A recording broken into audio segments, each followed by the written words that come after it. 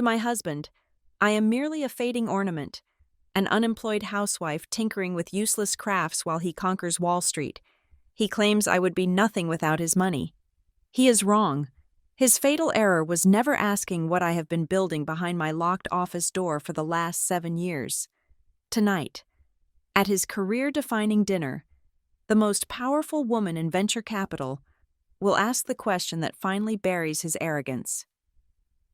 My name is Janet Broadwell, though in the expansive, echoing halls of this penthouse apartment, I am often addressed simply as honey, babe, or occasionally, when patience wears thin. Janet, please. The name used to carry the weight of a doctoral candidate, a woman with a sharp mind for logistics and sustainable energy grids. Now, it drifts through the air of our Upper East Side home like dust motes caught in the afternoon sun, present, but largely ignored, unless it settles somewhere it shouldn't. I stood before the floor-to-length mirror in the master bedroom, smoothing the fabric of my dress. It was a midnight blue silk sheath, understated and elegant, the kind of garment that whispered wealth rather than screamed it. I had bought it with my own money Mark did not know existed, but to him, it was likely just another purchase from the allowance he transferred to my debit card on the first of every month. I turned slightly, checking the hem. The woman staring back at me was 34 years old, though her eyes held the weary cynicism of someone who had lived a dozen lifetimes in the shadow of a man's ego. The door clicked open behind me. I did not need to turn around to know it was Mark. The scent of his cologne, a sharp musk that cost $300 a bottle, entered the room before he did. "Is that what you are wearing?" The question was not a query. It was an accusation. Mark Sterling walked into my line of sight in the mirror, adjusting his cufflinks. He looked every inch the Wall Street investment director. Sharp jawline, hair perfectly coiffed, a suit that cost more than my parents' first car. But the sneer on his face ruined the aesthetic. "It is elegant, Mark," I replied, my voice steady. I had practiced this tone for years. Neutral, non-threatening, the voice of a woman who knew her place. "I thought it would be appropriate for dinner with Mr. Vance." Mark sighed. A long, dramatic exhalation through his nose that signaled his immense burden. He walked over to me, his hands hovering over my shoulders but not quite touching, as if he were inspecting a piece of furniture that had been delivered in the wrong shade. "It is boring, Janet. That is what it is. Vanilla. You look like a librarian going to a funeral." He turned away, moving to the dresser to pick up his watch. "But I suppose it does not matter. You are not there to draw attention. Just try not to blend into the curtains too much. Or maybe do. That might actually be safer." I watched him fasten the watch. A Rolex Daytona I had anonymously outbid a collector for in Geneva 3 years ago, and then arranged for him to win at a charity auction so his ego would remain intact. He checked the time, his brow furrowing.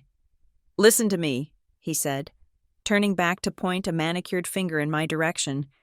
"Tonight is not just dinner. Richard Vance is bringing his new fiancée. No one knows who she is, but rumors say she is heavy in the European markets. If I land this promotion, we are talking about a senior partnership. Do not, I repeat, do not start talking about your little knitting projects or that blog no one reads. Just smile, nod, and drink your wine. If they ask you what you do, just say you are managing the household. It sounds better than unemployed." "I understand. Mark," I said softly, "I hope you do." He grabbed his phone, scrolling through emails, his attention already shifting. "I cannot carry this family on my back forever. Janet, the mortgage, the club fees, the trips, it is all on me. It would be nice if you appreciated the pressure I'm under instead of just floating around this apartment all day." I turned back to the mirror to fix an earring, hiding the faint, cold smile that touched my lips. The mortgage. He loved to bring up the mortgage. He had no idea that the deed to this apartment sat in a safe deposit box under a holding company name. Fully paid off 2 years ago. I allowed him to continue making the payments because it made him feel powerful, and the money simply circled back into one of my diversified accounts. It was a tax inefficiency I was willing to tolerate for the sake of the charade. 8 years. It had been 8 years since we said our vows. Back then, we were just two broke students dreaming of conquering New York. I remembered a different Mark, one who used to listen to my theories on renewable energy infrastructure with wide-eyed admiration. We used to sit on the fire escape of our rental in Queens, sharing a cheap bottle of wine, planning a future where we would build an empire together. But the rot had set in slowly. It began when he got his first junior analyst position. The long hours, the cocaine-fueled culture of his firm, the obsession with status, it eroded the boy I loved and replaced him with this hollow shell of ambition. When I was fired from the logistics firm 7 years ago for refusing to sign off on corrupt shipping manifests, I expected my husband to be my sanctuary. Instead, he had looked at me with disappointment. "You are too naive, Janet," he had said. "The world doesn't care about your morals. It cares about results." That was the day the Janet he knew died, and that was the day Etheria Dynamics was born. He thought I had given up. He thought the rejection broke me. When I stopped applying for jobs, he assumed I had resigned myself to domesticity.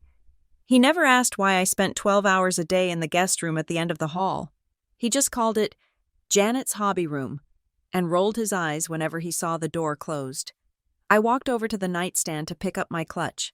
My eyes drifted to the hallway, that room, to Mark. It was a space for scrapbooking and perhaps a little amateur knitting. If he ever bothered to look closely at the yarn deliveries, he might have noticed the heavy, reinforced cooling units or the server racks disguised as storage cabinetry. That room was not a hobby corner. It was the nerve center of a multinational corporation. Inside that room, shielded by biometric locks and military-grade encryption, I commanded a workforce of 3,000 people. From that room, I had revolutionized the efficiency of solar grids in the Sahara. I had negotiated with prime ministers and disrupted the monopoly of fossil fuel giants in Southeast Asia. My knitting blog was actually a secure terminal where I monitored the algorithmic trading of energy futures, trading that often dictated the very market trends Mark tried so desperately to predict. It was almost comical. My husband would come home, exhausted and pompous, lecturing me on the complexities of the global market, explaining terms to me like I was a slow-witted child. "It is a bear market, Janet. You would not understand," he would say, pouring himself a scotch, and I would nod, returning to my tablet where I had just authorized a hostile takeover of a lithium mine in Nevada that would shift that very market into a bull run by morning. "Are you coming, or are you going to stare at the wall all night?" Mark's voice snapped me back to the present. He was standing by the bedroom door, impatience radiating off him in waves. "I am ready," I said, picking up the small, silver clutch. Inside it was not just lipstick and a compact, but a secure phone that linked directly to my board of directors. We walked out of the apartment in silence. The elevator ride down was suffocating. I looked at the man beside me. He was handsome, objectively speaking, but his soul had withered. He had become a caricature of success, defined entirely by the approval of other men. He checked his reflection in the elevator's brass paneling, fixing a stray hair. "Remember," he said, not looking at me, "Richard Vance is old school. He likes women who are decorative, agreeable. Don't bring up politics. Don't bring up the economy. If Cindy is there, Bob's wife, just stick with her. Talk about, I don't know, whatever you women talk about, recipes, yoga. I will be on my best behavior, Mark," I assured him. "Good, because I have worked too hard for this. I need to know you are on my team." The irony was sharp enough to draw blood. I was the only reason he still had a career, 3 times in the last 5 years. His firm had been on the brink of catastrophic losses due to his reckless hedging. 3 times. Etheria Dynamics had quietly intervened, routing capital through shell corporations to stabilize the funds he managed.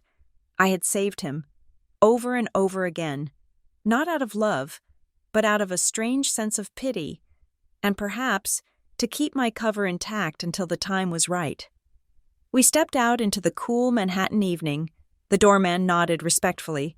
"Good evening, Mrs. Sterling." "Evening, Henry," I replied.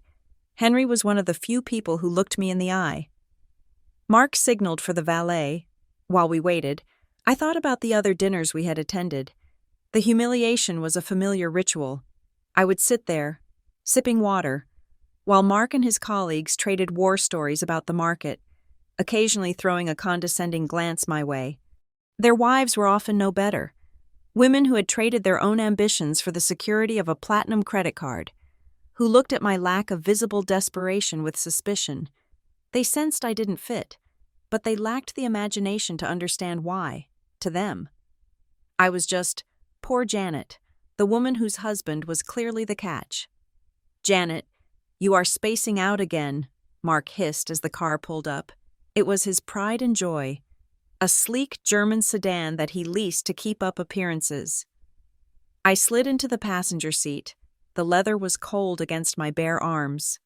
Mark got in, revving the engine unnecessarily loudly. "This is it," he muttered to himself, gripping the steering wheel. "Big night. The fiancée is the wild card. If I can charm her, Richard is in the bag." He glanced at me as he pulled into traffic. "You know, sometimes I wish you had a bit more drive. Like Elena Rossetti. You heard of her? Probably not. She is a shark, a legend in Europe. That is the kind of woman who commands a room. If I had a partner like that, well, things would be different."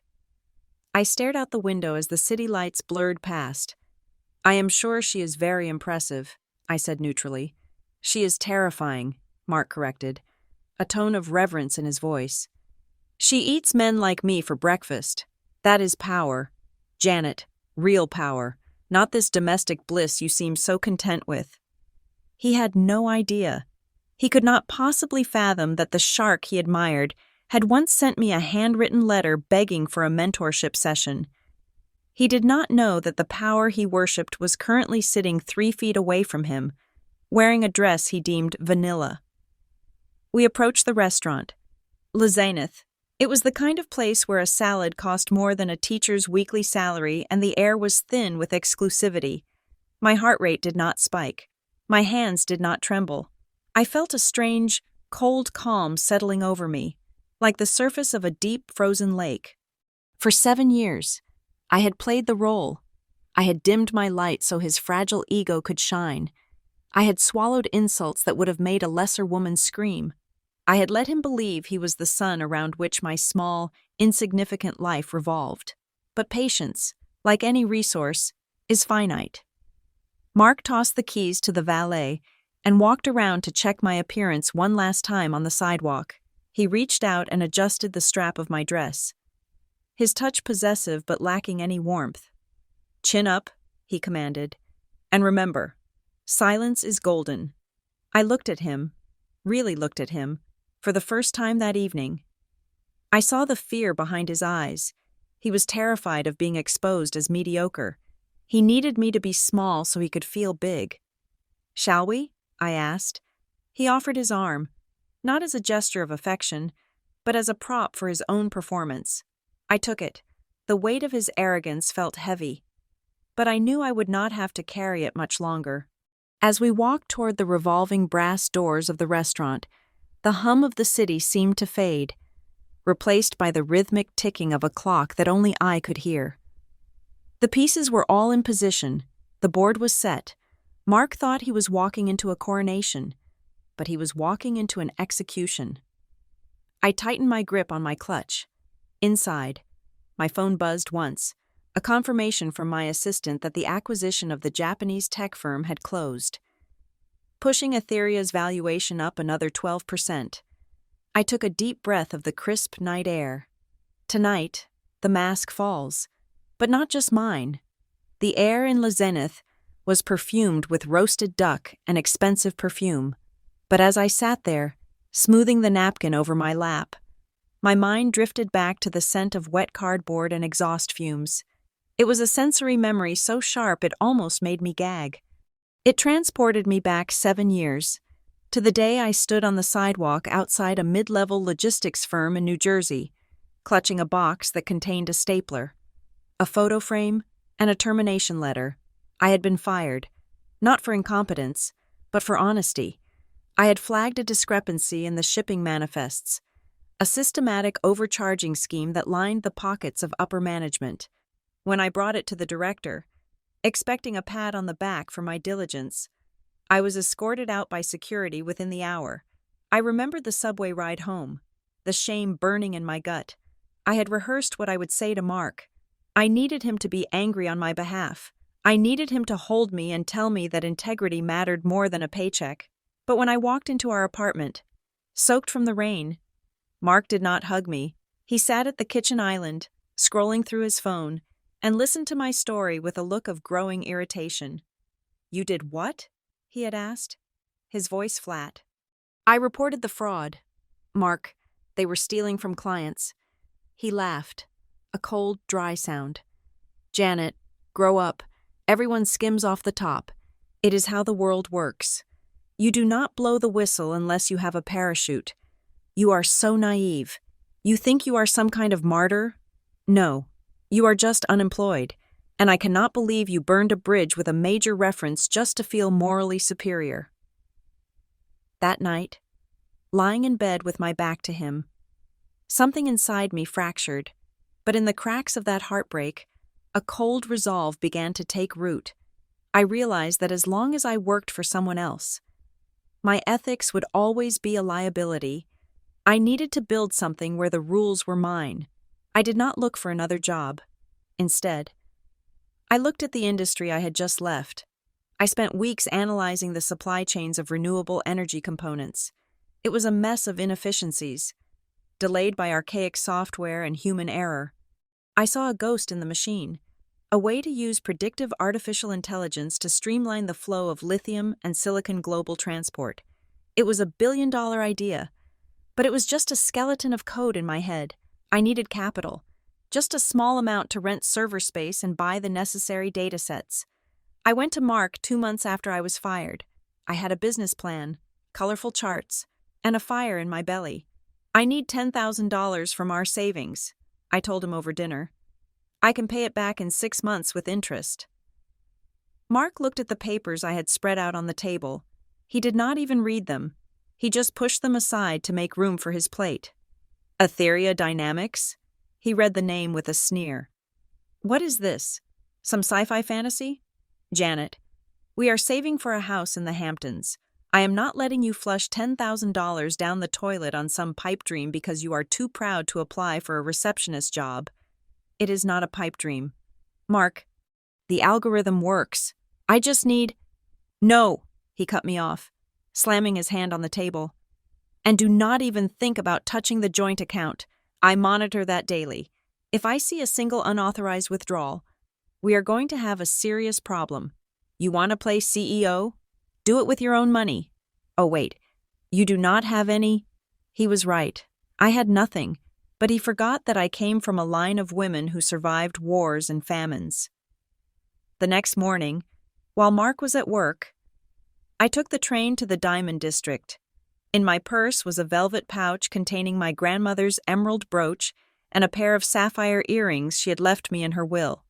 They were the only things of true value I owned, heirlooms I had promised to pass down to my own daughter one day. The pawnbroker was a gruff man with a loop stuck permanently to his eye. He offered me $12,000. It was less than half of what they were worth, but I did not haggle. I took the cash, my hands shaking, and walked out feeling lighter. I had sold my past to buy my future. That $12,000 rented me 3 racks of high-performance servers in a basement data center in Queens and paid for the electric bill that would soon skyrocket. Thus began the era of the hobby room. Mark thought I was depressed. That became the narrative he told his friends and family to explain why I was always home, why I looked pale, and why I had dark circles under my eyes.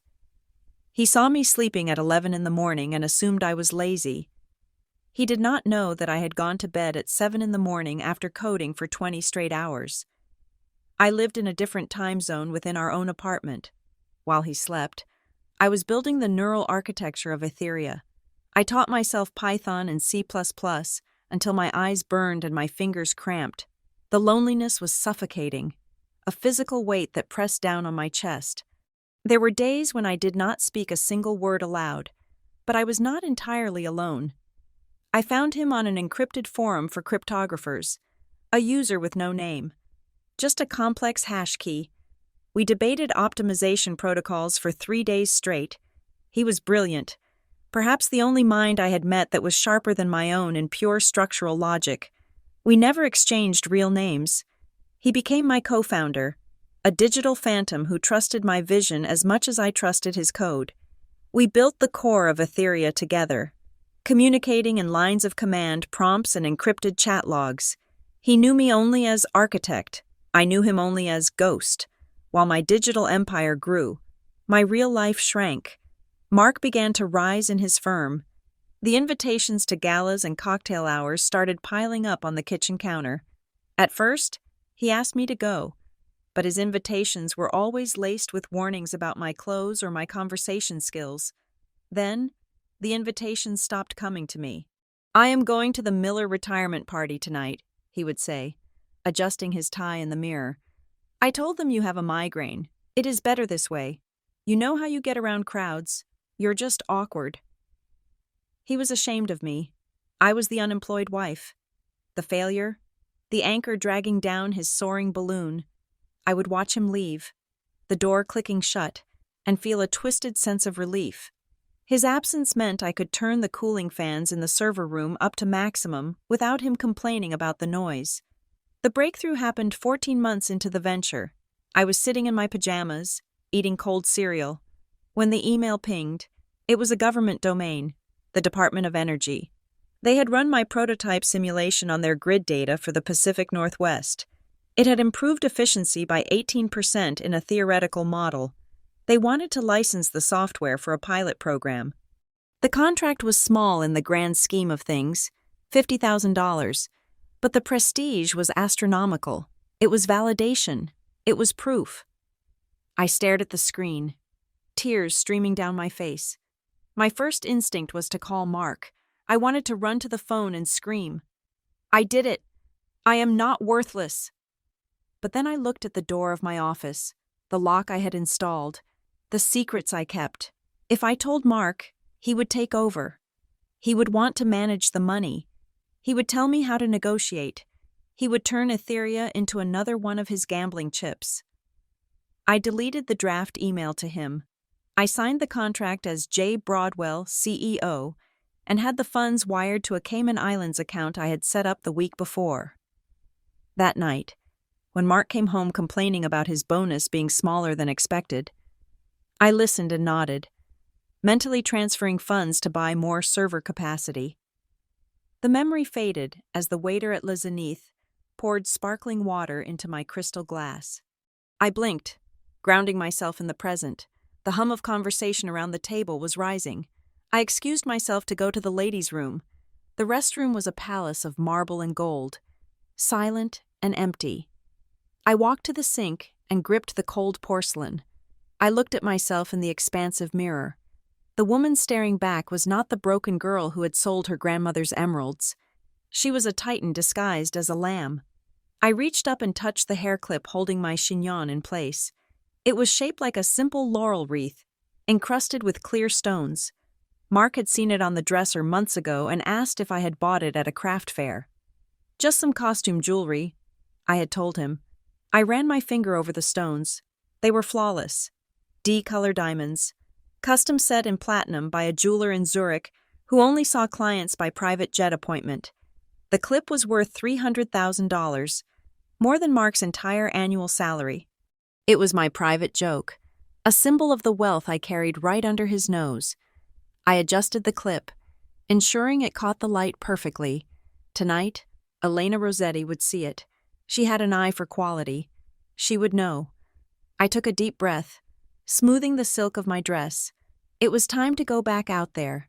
It was time to let the seeds I had planted in the dark 7 years ago finally break through the surface. Mark thought he was the protagonist of this dinner, but he was merely the scenery. I unlocked the restroom door and stepped back into the corridor. The hallway seemed longer now, leading back to the arena where my husband was undoubtedly boasting about achievements that were barely his own. I walked with a new rhythm, the click of my heels on the parquet floor sounding like the countdown of a clock reaching 0. The silence was over. The interior of the sedan was a hermetically sealed bubble of leather and filtered air, yet the atmosphere was toxic. Mark had his phone connected to the Bluetooth system, his voice booming through the high-fidelity speakers as he navigated the evening traffic toward Midtown. He was speaking to his associate, Brad, and every word was a testament to his delusional confidence. "I am telling you, Brad, the Etheria deal is practically done," Mark shouted, gesturing with one hand off the steering wheel.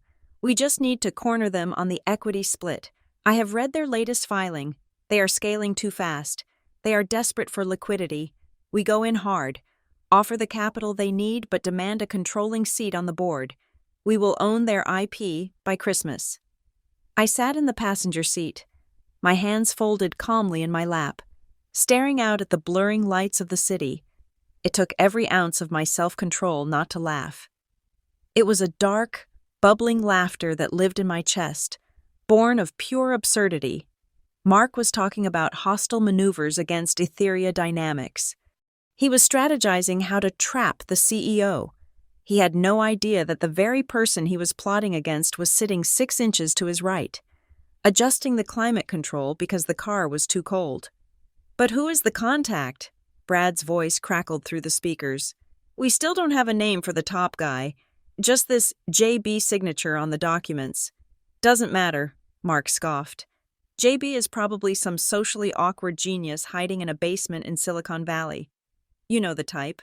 Brilliant at code, terrible at business. He is probably terrified of Wall Street. I will walk into that meeting, flash a smile, use some big words, and he will sign whatever I put in front of him. We are going to fleece this guy. Brad, it will be the easiest commission we have ever made." I turned my head slightly to look at my husband. The arrogance was breathtaking. He was right about one thing. Etheria was scaling fast, but he was wrong about the desperation. We were not desperate for liquidity. We were drowning in it. As of the valuation audit closed yesterday afternoon, Etheria Dynamics was worth $2 billion. We had active grid management contracts in 15 countries. We had just acquired a lithium processing plant in Chile and a robotics firm in Kyoto. The socially awkward genius he imagined was actually a woman who had spent the morning ruthlessly restructuring a failing division while he was flexing in the mirror at Equinox. I remembered that meeting vividly. It had taken place at 8 in the morning. Mark had left for the gym. Believing I was still asleep, I had locked the door to my office and logged into the secure video conference. The regional director for our European sector, a man named Sterling, ironically enough, had been underperforming and blaming his team. During the call, he had interrupted our chief technology officer 3 times. I did not raise my voice. I simply unmuted my microphone. The screen went silent as the JB avatar lit up. I told him that his severance package had been emailed to him and that his access to the building was already revoked. He tried to argue. I cut the feed. It took 30 seconds to end a man's career, and here was Mark, my husband, thinking he could manipulate me. "All right, Brad, I have to go. I am pulling up to La Zenith. Tonight is the night. Keep your phone on. I might need you to run some numbers if Vance starts asking about the Etheria projections." Mark disconnected the call and glanced at me. The bravado from the phone call evaporated, replaced by that familiar, critical squint. "You have been quiet?" he said. "I did not want to interrupt your business call," I replied smoothly. "Good. At least you are learning." He merged into the turning lane. "You know, Janet, you could learn a thing or two from listening to me. Networking is an art form. It is about dominance and charm. You spend all your day in that little room of yours, playing with your crafts. You have no idea how the real world operates. It is a shark tank out there. If you were single, you would be eaten alive in 5 minutes." "Is that so?" I asked. "Absolutely. You're too soft, too passive.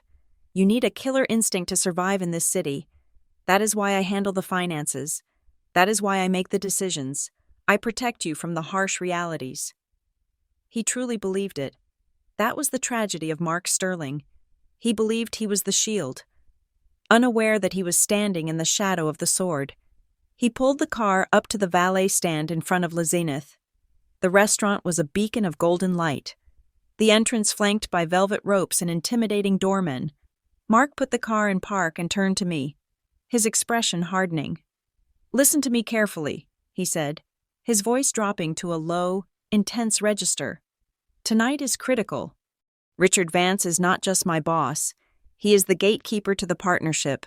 And this fiancée of his, Elena Rossetti, she is European royalty in the banking world. Do not try to be clever. Do not try to be funny. And for the love of God, do not bring up the economy. Just smile, look pretty, and agree with whatever anyone says. Can you manage that?" "I will be a model wife, Mark," I said. "Let's hope so." He got out of the car and tossed the keys to the valet with a practiced nonchalance that screamed insecurity. I stepped out onto the sidewalk, the evening breeze catching the hem of my silk dress. Mark did not offer his hand to help me. He was already scanning the crowd, looking for someone important to acknowledge him. We walked through the heavy brass doors into the foyer. The noise of the restaurant hit us, a cacophony of clinking crystal, low laughter, and the murmur of deals being struck. The air smelled of truffles and ambition. We were immediately intercepted by a group of Mark's colleagues. I recognized them instantly. There was Bob, a senior analyst with a wandering eye, and his wife, Cindy. There was David, a portfolio manager who cheated on his taxes, and his wife, Laura. They were a uniform set. The men wore suits that were cut too slim, trying to look younger than their 40-odd years. The women were immaculately groomed, their faces frozen in expressions of polite disinterest, wearing jewelry that was clearly meant to be noticed. "Mark, you made it," Bob boomed, slapping my husband on the back. "Wouldn't miss it for the world." Mark beamed, transforming instantly into the charming golden boy. "You remember Janet?" Bob's eyes slid over me like I was a piece of unremarkable upholstery. "Of course. Good to see you, Janet. Holding down the fort at home?"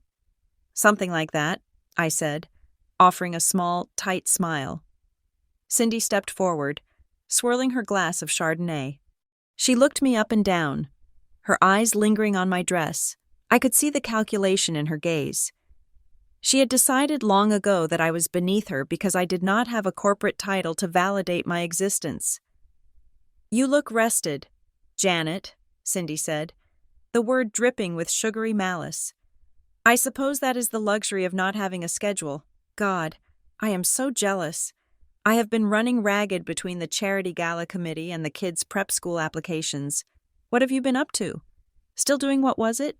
Knitting?" "It keeps me busy," I said.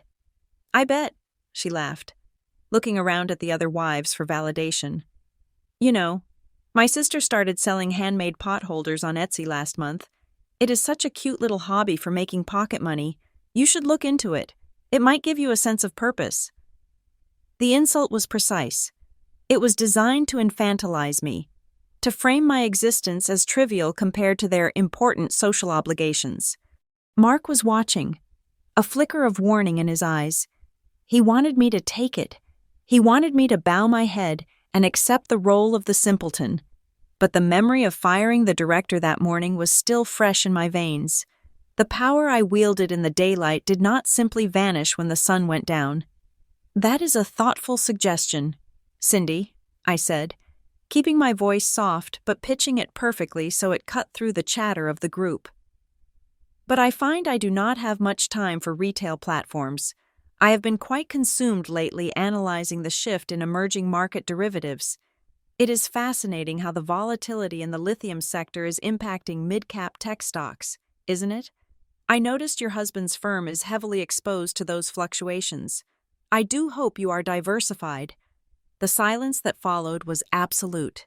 Cindy blinked, her mouth opening slightly but no sound coming out. The wine glass in her hand tilted dangerously. She looked at me as if the family dog had just recited Shakespeare. Bob frowned, looking from me to his wife. confusion clouding his face. He had no idea I even knew what a derivative was. For a second, the mask had slipped. Just a fraction. Then Mark's hand clamped onto my upper arm. His grip was painful, his fingers digging into my flesh through the silk. "Janet reads a lot of blogs," Mark said quickly, a strained laugh escaping his lips. "She picks up these buzzwords and loves to throw them around. She doesn't really know the context. Honey, why don't we go find our table? I think I see Richard's assistant over there." He physically steered me away, turning his back on the stunned group as he marched me toward the dining area. He leaned down, his lips brushing my ear. "What did I just tell you?" he hissed, his voice trembling with suppressed rage. "You embarrassed me. You made Cindy look stupid. You made me look like I cannot control my own wife. One more word, Janet. One more word that isn't yes or no or thank you, and you will regret it." I looked at him. I saw the vein throbbing in his temple. I saw the fear that I was stepping out of the box he had built for me. "I am sorry, Mark," I lied. "I just wanted to make conversation." "Well, don't. You are not equipped for it." He released my arm and adjusted his jacket, composing himself as we approached the main table. He thought he had put the fire out. He thought he had silenced me. He did not know that he had just scolded the arsonist for playing with matches. Right before she burned the whole house down. We arrived at the table. It was set for 12.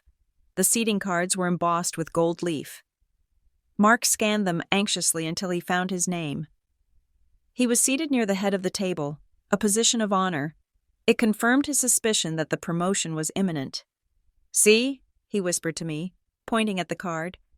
"I told you, tonight is the night. Do not ruin this for me." I pulled out my own chair. Ignoring his lack of chivalry, I sat down and unfolded my napkin, placing it delicately on my lap.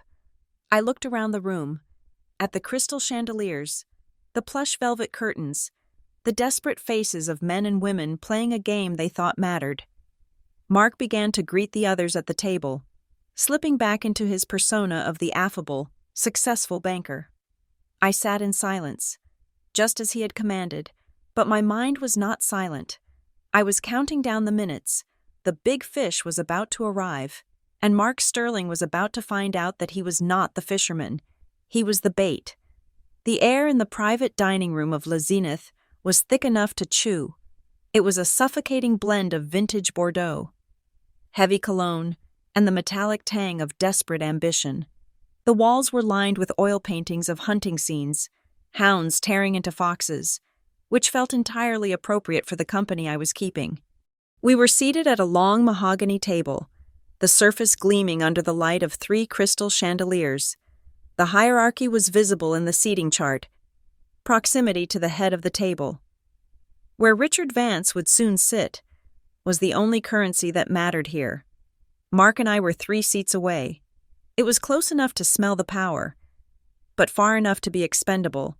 Mark was vibrating with energy. He was leaning forward, his elbows resting on the table despite every lesson in etiquette he claimed to know. Engaging the man opposite us, that was Simon, a senior vice president whose approval Mark craved like oxygen. "Simon, the volatility in the Asian markets is exactly why we need to pivot to green tech," Mark said, his voice loud enough to be heard by half the table. "I have been saying it for months. The future is sustainable infrastructure. That is where the alpha is." I reached for my wine glass, a delicate crystal flute filled with a Pinot Noir that probably cost more than my first car, before my fingers could touch the stem. A sharp pain shot through my shin. Mark had kicked me under the table. I froze, my hand hovering. He didn't look at me. He kept his eyes locked on Simon, smiling that practiced, predatory smile.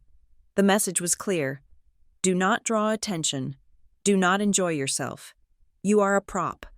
I withdrew my hand and placed it back in my lap, interlacing my fingers until the knuckles turned white. "You are spot on, Mark," Simon replied, slicing into his foie gras.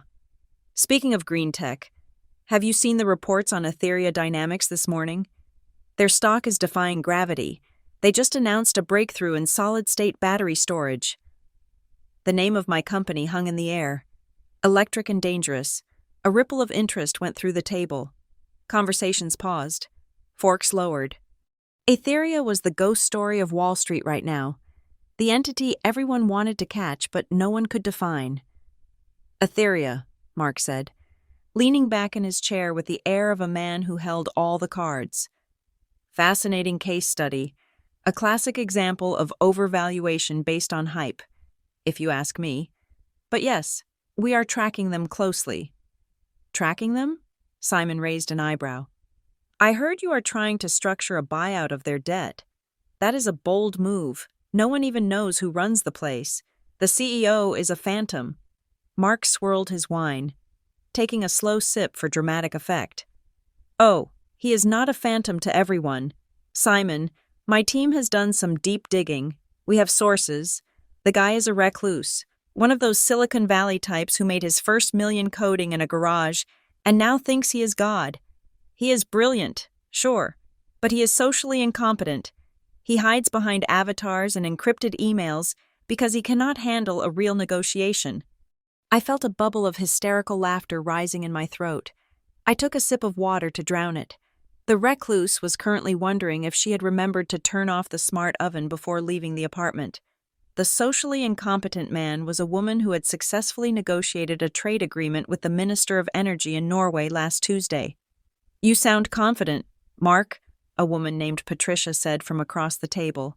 She was the wife of another director, a woman who wore her husband's status like a mink coat. Do you think you can get him to the table? I don't just think it. Patricia, I know it, Mark boasted, his chest puffing out. I know how to handle these tech geeks. They are emotional. They get attached to their little projects. You have to stroke their ego, make them feel safe, and then, bam, you hit them with the reality of the market. I have a meeting lined up with his deputy next week.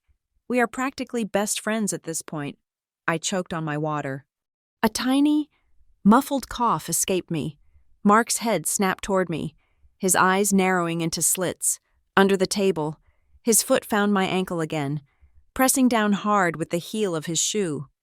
You all right, honey? He asked, his voice dripping with faux concern. Fine, I whispered, dabbing my mouth with the napkin. Just something went down the wrong pipe. Careful, he murmured, turning back to the group. Janet is not used to such rich food. We eat very simply at home. The table chuckled politely. It was a joke at my expense, a reminder that I was the simpleton, the rustic little wife who couldn't handle the complexities of haute cuisine or high finance. So, Janet, Simon asked, turning his gaze on me. It was the first time anyone had addressed me directly in 20 minutes. What do you think of all this? Your husband is talking about revolutionizing the energy grid.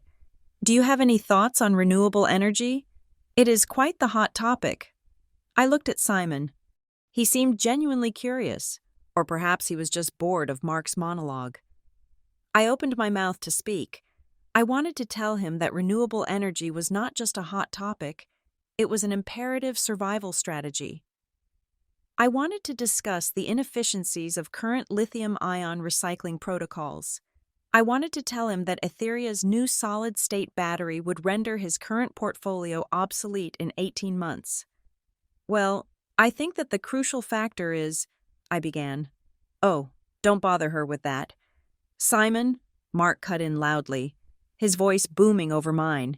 He placed a hand on my shoulder, squeezing it with a possessiveness that felt like a shackle. Janet's idea of energy conservation is walking around the apartment turning off lights I have left on. She is very militant about the electric bill, but ask her about macroeconomics? You might as well ask my golden retriever.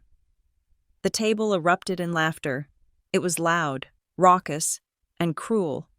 They weren't just laughing at the joke. They were laughing at the dynamic, the powerful man and his dim-witted wife. It was a trope they were comfortable with. It made them feel secure in their own superiority. I sat frozen. The hand on my shoulder felt heavy, a physical weight of 7 years of suppression. My face remained impassive, a mask of porcelain calm, but beneath the table, my hands were trembling, not from fear, From rage, a cold, crystalline rage that clarified everything. Mark grinned at me, his eyes shining with the thrill of the crowd's approval. He thought he had won. He thought he had successfully put me in my place. "She keeps me grounded, though," Mark added, twisting the knife. "Someone has to make sure the socks are matched, right?" More laughter. Cindy, sitting 2 seats down, leaned in and whispered loudly to her neighbor, "I wish I could be that carefree. Imagine not having to worry about anything bigger than a laundry cycle." I took a slow breath, counting backward from 10, 9, 8. I looked at Mark. I memorized his face at this moment. The flushed cheeks, the smug curve of his mouth, the utter lack of respect in his eyes. I wanted to remember it. I wanted to burn it into my memory so that later, when he was begging for mercy, I would not feel a shred of guilt. 7, 6. "Actually, Mark," I said, my voice quiet but cutting through the laughter like a razor blade. Mark's head snapped toward me. The smile faltered. "What?" "I was going to say," I continued, meeting Simon's eyes, "that the crucial factor in renewable adoption isn't just the technology, but the decentralization of the grid. If we don't solve the latency issues in energy distribution, the battery breakthrough is meaningless. It is like having a Ferrari engine in a horse cart." The laughter died instantly. Silence descended on the table, sudden and absolute. Simon stared at me, his fork halfway to his mouth. Mark looked as if I had just slapped him. "Latency issues?" Simon repeated, a frown of confusion and intrigue on his face. "That is actually a very specific point. Where did you read that?" Mark recovered quickly. He let out a forced, high-pitched laugh. "She probably heard me talking about it on the phone. I told you, she parrots everything I say. It is cute, really, like a tape recorder." He turned to me, his eyes bulging with panic and fury. "Janet, honey, let's not bore everyone with things you don't understand. Simon doesn't want to hear you recite my memos." I opened my mouth to retort, to tear down his lie right there and then, but the heavy oak doors at the end of the room swung open with a dramatic thud. The maitre d' stepped in, clapping his hands for attention. "Ladies and gentlemen," he announced, his voice echoing in the sudden hush, "please rise for Mr. Richard Vance and his guest." The tension at the table shifted instantly.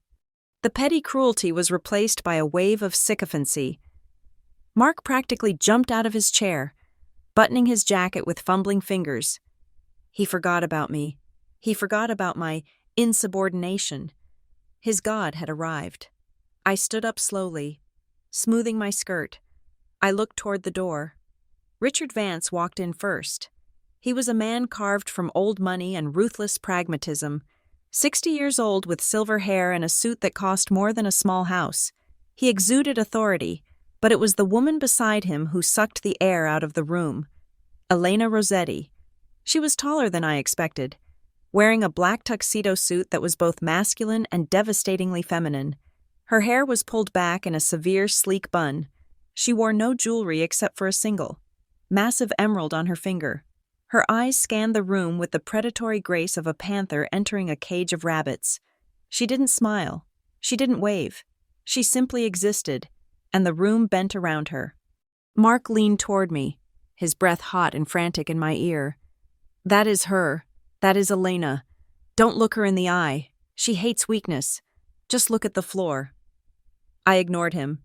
I looked straight at Elena Rossetti, and as she walked past the table, her gaze swept over the cowering executives, over the preening wives, and for a split second, it landed on me. There was no recognition yet, just a flicker of curiosity as to why I was the only one not looking at my shoes. Mark nudged me hard. "Head down," he hissed. I remained standing tall. My chin lifted. The storm had arrived, and for the first time in years, I wasn't looking for shelter. I was waiting for the lightning to strike. The arrival of Richard Vance was not merely an entrance. It was an atmospheric shift. The heavy oak doors of the private dining room swung open, and the ambient chatter of the restaurant seemed to die instantly, strangled by the sheer gravity of his presence. He was a man of 50, built like a linebacker who had traded his jersey for bespoke Italian wool. His silver hair was swept back with military precision, and his eyes, cold and assessing, swept the room like a lighthouse beam searching for shipwrecks. He held the fate of every man at this table in his manicured hands, but it was the woman beside him who made the air leave the room, Elena Rossetti. I had read about her in the Financial Times and the Wall Street Journal. I had analyzed her investment strategies in emerging European markets. I had even exchanged encrypted emails with her team regarding a potential joint venture in Zurich 3 years ago. But seeing her in person was a different matter entirely. She was taller than she appeared in photographs, moving with a fluid, lethal grace that made the other wives in the room look like they were stumbling in the dark. She wore a tuxedo-style suit cut so sharply it could draw blood. Her dark hair pulled back into a severe knot that highlighted high cheekbones and eyes that seemed to hold a profound, weary boredom with the world of men. Mark leaned into me, his shoulder pressing hard against mine. His breath was shallow, smelling of nervous sweat and red wine. "Do not look her in the eye," he whispered, the words hissing through his teeth. "She is famous for shredding people. She hates useless women who just sit there and look pretty. If she looks at you, look down. Do not give her a reason to ask you a question. You will only humiliate me." I felt a muscle in my jaw jump. Useless women. If only he knew that the woman he was so terrified of had once called my code a symphony of logic. Mark scrambled to his feet, his chair scraping loudly against the parquet floor. The sound was jarring in the silence. He buttoned his jacket with trembling fingers, a caricature of subservience. "Mr. Vance," Mark boomed, his voice pitching slightly too high. "An absolute honor. We have been eagerly awaiting your arrival." Richard Vance stopped at our end of the table. He looked at Mark with a faint, polite smile that did not reach his eyes. It was the smile one gives to a waiter who has brought the wrong order, but is trying their best. "Good evening, Sterling," Richard said, his voice a deep baritone.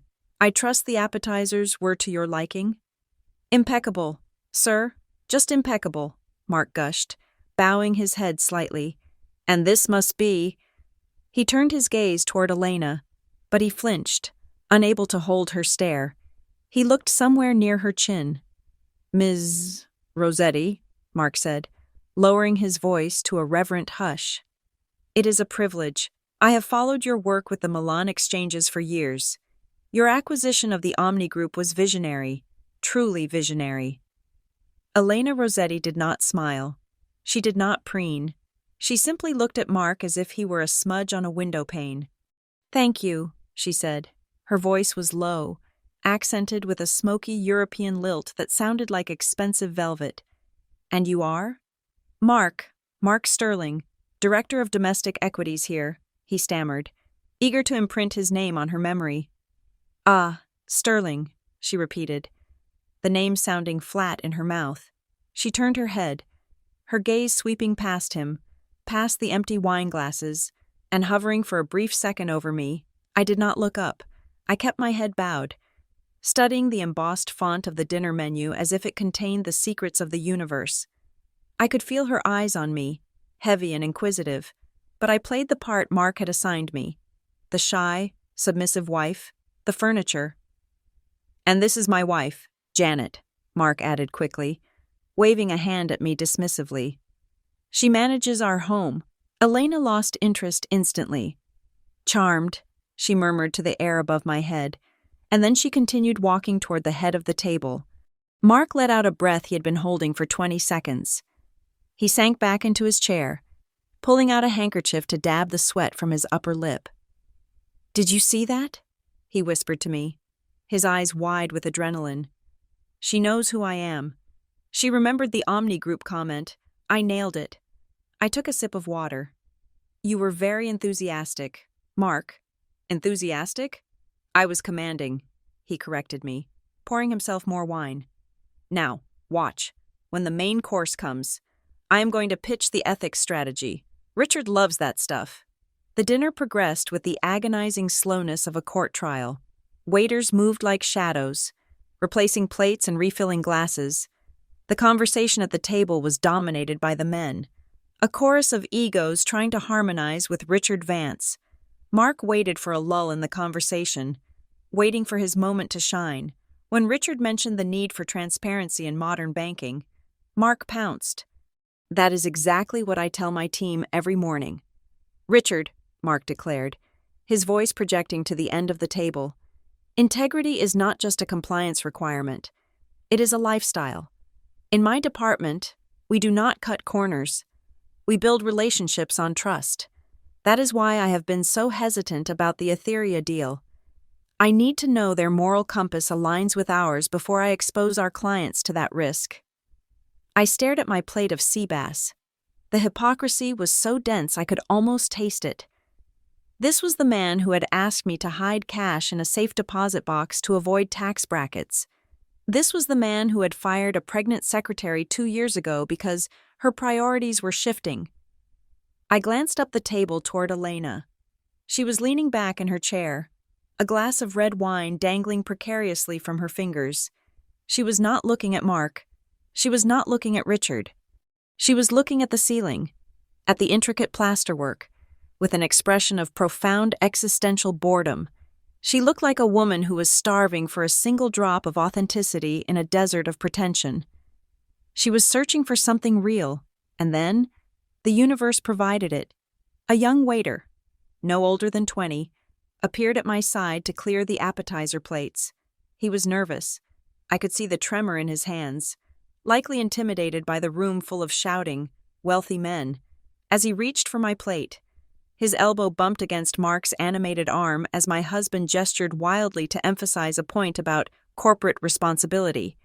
The collision was minor, but the result was catastrophic. The bottle of heavy Cabernet Sauvignon the waiter was holding slipped. It did not shatter, but it tipped, sending a dark crimson wave cascading down the side of the table. The wine splashed across the white tablecloth and soaked into the skirt of my midnight blue dress. The cold liquid seeped through to my skin instantly. The room went silent. "You idiot!" Mark's voice cracked through the air like a whip. He jumped up, shoving his chair back so hard it nearly tipped over. He looked at the stain on the tablecloth, then at his own sleeve, which was perfectly dry, and then at the terrified waiter. "Look what you did!" Mark screamed, his face turning a blotchy red. "Are you blind? Or just incompetent? Do you have any idea who we are?" The boy was shaking, his face pale. "Sir, I am so sorry. I slipped." "Sorry. Don't clean this up," Mark roared. He grabbed his napkin and threw it onto the table in a display of aggressive disgust. He turned toward the head of the table, looking at Richard Vance, trying to perform the role of the alpha male who tolerates no errors. "This is unacceptable, Richard. Is this the standard of service we are paying for? I cannot believe they let people like this on the floor." Mark looked down at me, expecting me to be cowering, to be on the verge of tears over my ruined dress. He wanted me to be the damsel in distress so he could be the furious protector. "Janet, look at you," he snapped. "You are a mess. Go to the bathroom and clean yourself up before you embarrass us further." I felt the cold wine dripping down my leg. I felt the eyes of everyone in the room on me, some pitying, some amused, most just glad it wasn't them. But something in me had shifted. The noise of Mark's shouting faded into the background. I looked at the waiter. He was terrified. He was holding a cloth, afraid to touch me, afraid to move, looking as if his life was over because of a spilled drink. I stood up. I did not rush. I did not gasp. I moved with the slow, deliberate calm of a woman who had managed crises that involved international borders and billion-dollar liabilities.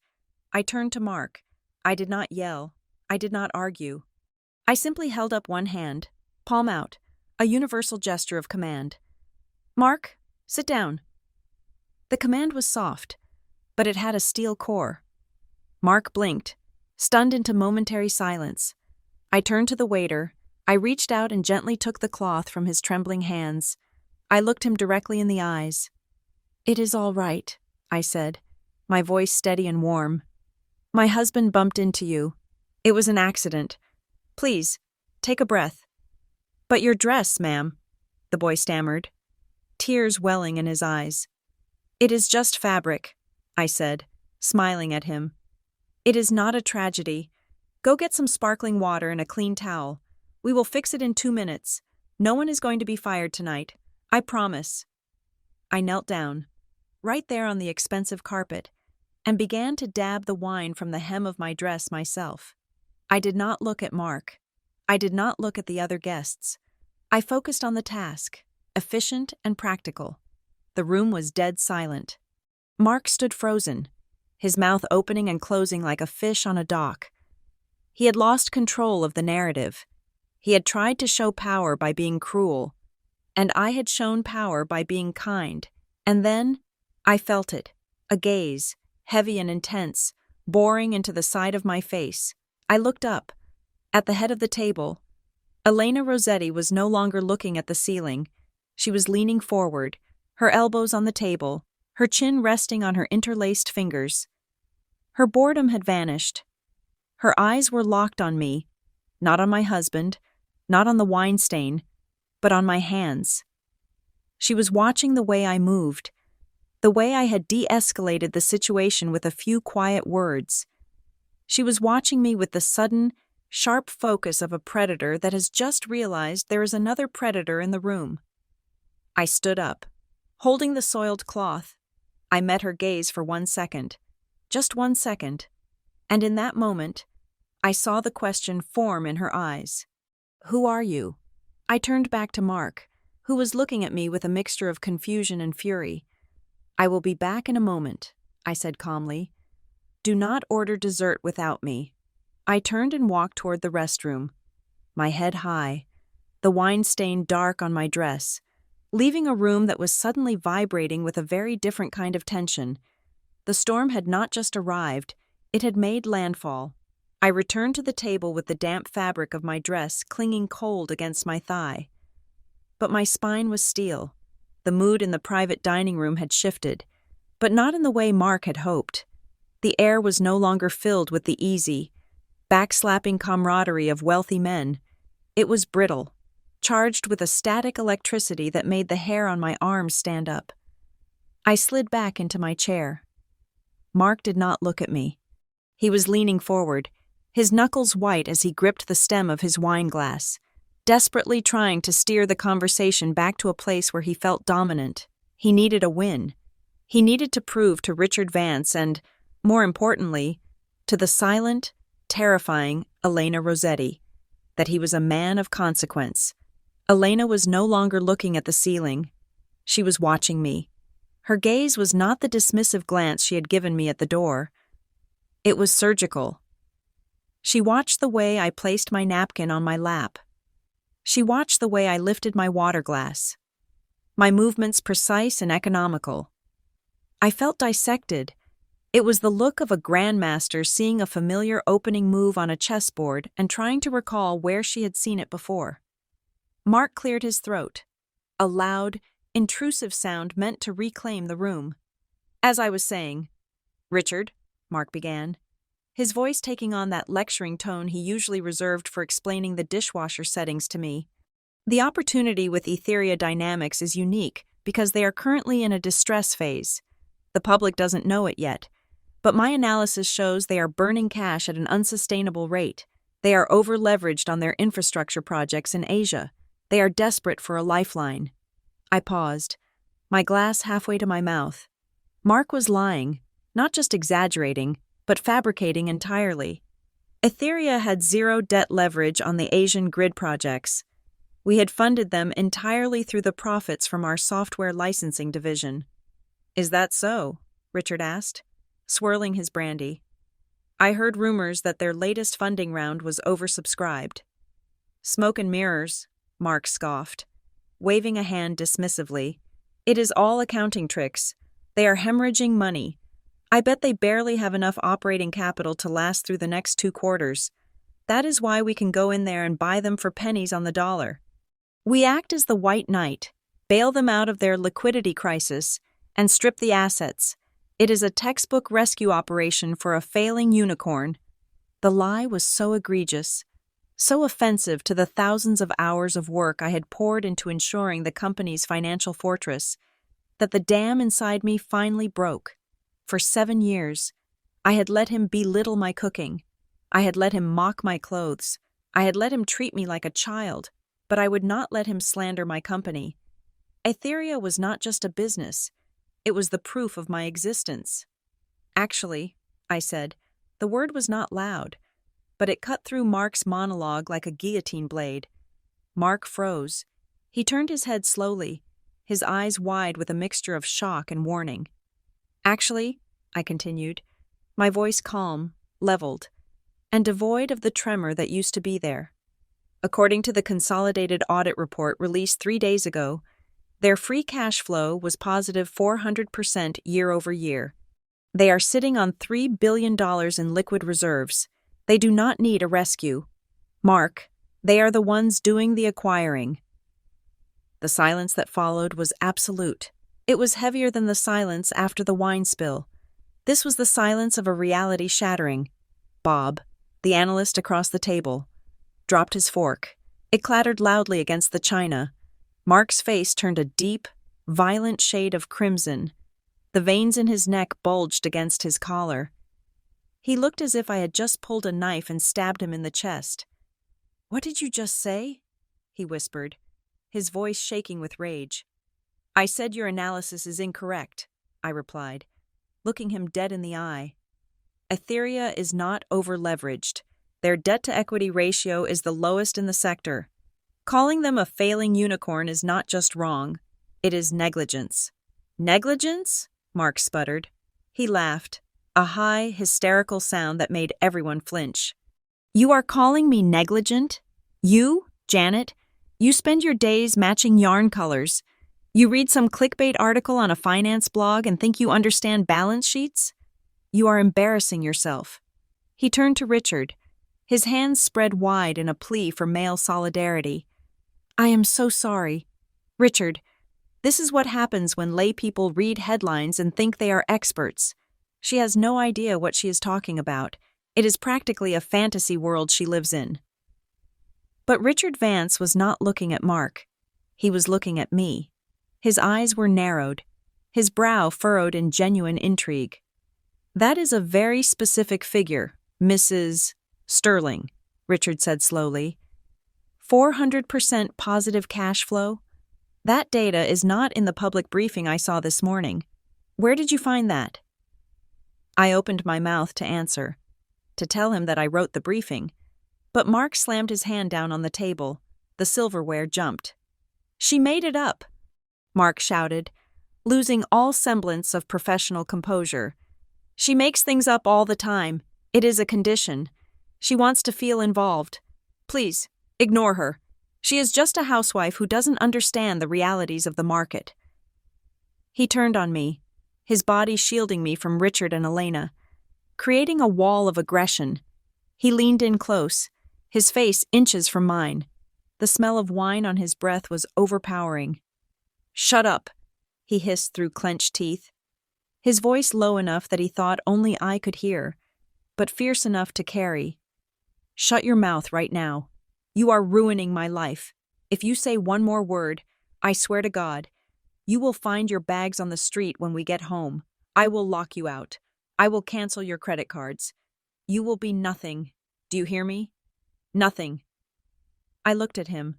I saw the fear behind the rage. I saw a small, pathetic man trying to crush the only thing that made him feel big. "I hear you, Mark," I said softly. "I hear everything." And then, movement caught my eye. Elena Rossetti stood up. She did not stand up quickly. She rose with a slow, deliberate unfolding of her limbs, like a queen rising from a throne to pass judgment. The rustle of her tuxedo suit was the only sound in the room. Mark stopped breathing. He pulled back from me, terrified that she had heard his threat. Elena did not look at Mark. She did not look at Richard. She walked around the table, her heels clicking on the parquet floor with a rhythmic, predatory cadence. Click, click, click. She stopped right behind Mark's chair. The scent of her perfume, sandalwood and cold iron, drifted over us. Mark trembled. "Ms. Rossetti, I apologize for my wife's outburst. She is not well." Elena ignored him completely. She stepped around him, moving into my personal space. She stood so close to me that I could see the flecks of gold in her gray eyes. She looked at my face, searching, analyzing. Then, her eyes dropped. She looked at the hair clip in my hair, the one Mark thought was glass. Her eyes narrowed slightly as she recognized the cut of the stones, the specific setting style of the Zurich jeweler. Then, her gaze traveled down. It moved past the wine stain on my dress. It landed on my hands, which were resting calmly on the table. Specifically, she looked at my right hand, on my ring finger. I wore a band. It was not my wedding ring. I had taken my diamond wedding ring off and put it in my clutch when I went to the bathroom to clean my dress. In its place, I was wearing a simple, matte black band made of titanium. To the uninitiated, it looked like a piece of cheap, modern jewelry. But Elena froze. She leaned in closer, her breath hitching slightly. I saw her pupils dilate. The ring was not just titanium, etched into the black metal, visible only if you were inches away, was a tiny geometric pattern, a fractal wave. It was the seal of the founding five. Only 5 people in the world had this ring. It was the symbol of the original architects of the Etheria Protocol. Elena knew. She looked at the ring. Then she looked back up at my face. The boredom was gone from her eyes. The arrogance was gone. In their place was a look of pure, unadulterated shock, followed by the dawning light of recognition. The air in the room seemed to vanish. Mark was saying something, babbling about market trends, trying to distract her, but his voice sounded like it was coming from underwater. The only thing that existed was the look passing between Elena Rossetti and me. She knew, and the game was over. The silence in the room was not empty. It was heavy, suffocating, and pressurized, like the air inside a diving bell descending into the deep ocean. Time seemed to distort, stretching seconds into hours. The clinking of silverware had ceased. The murmurs of conversation had been extinguished.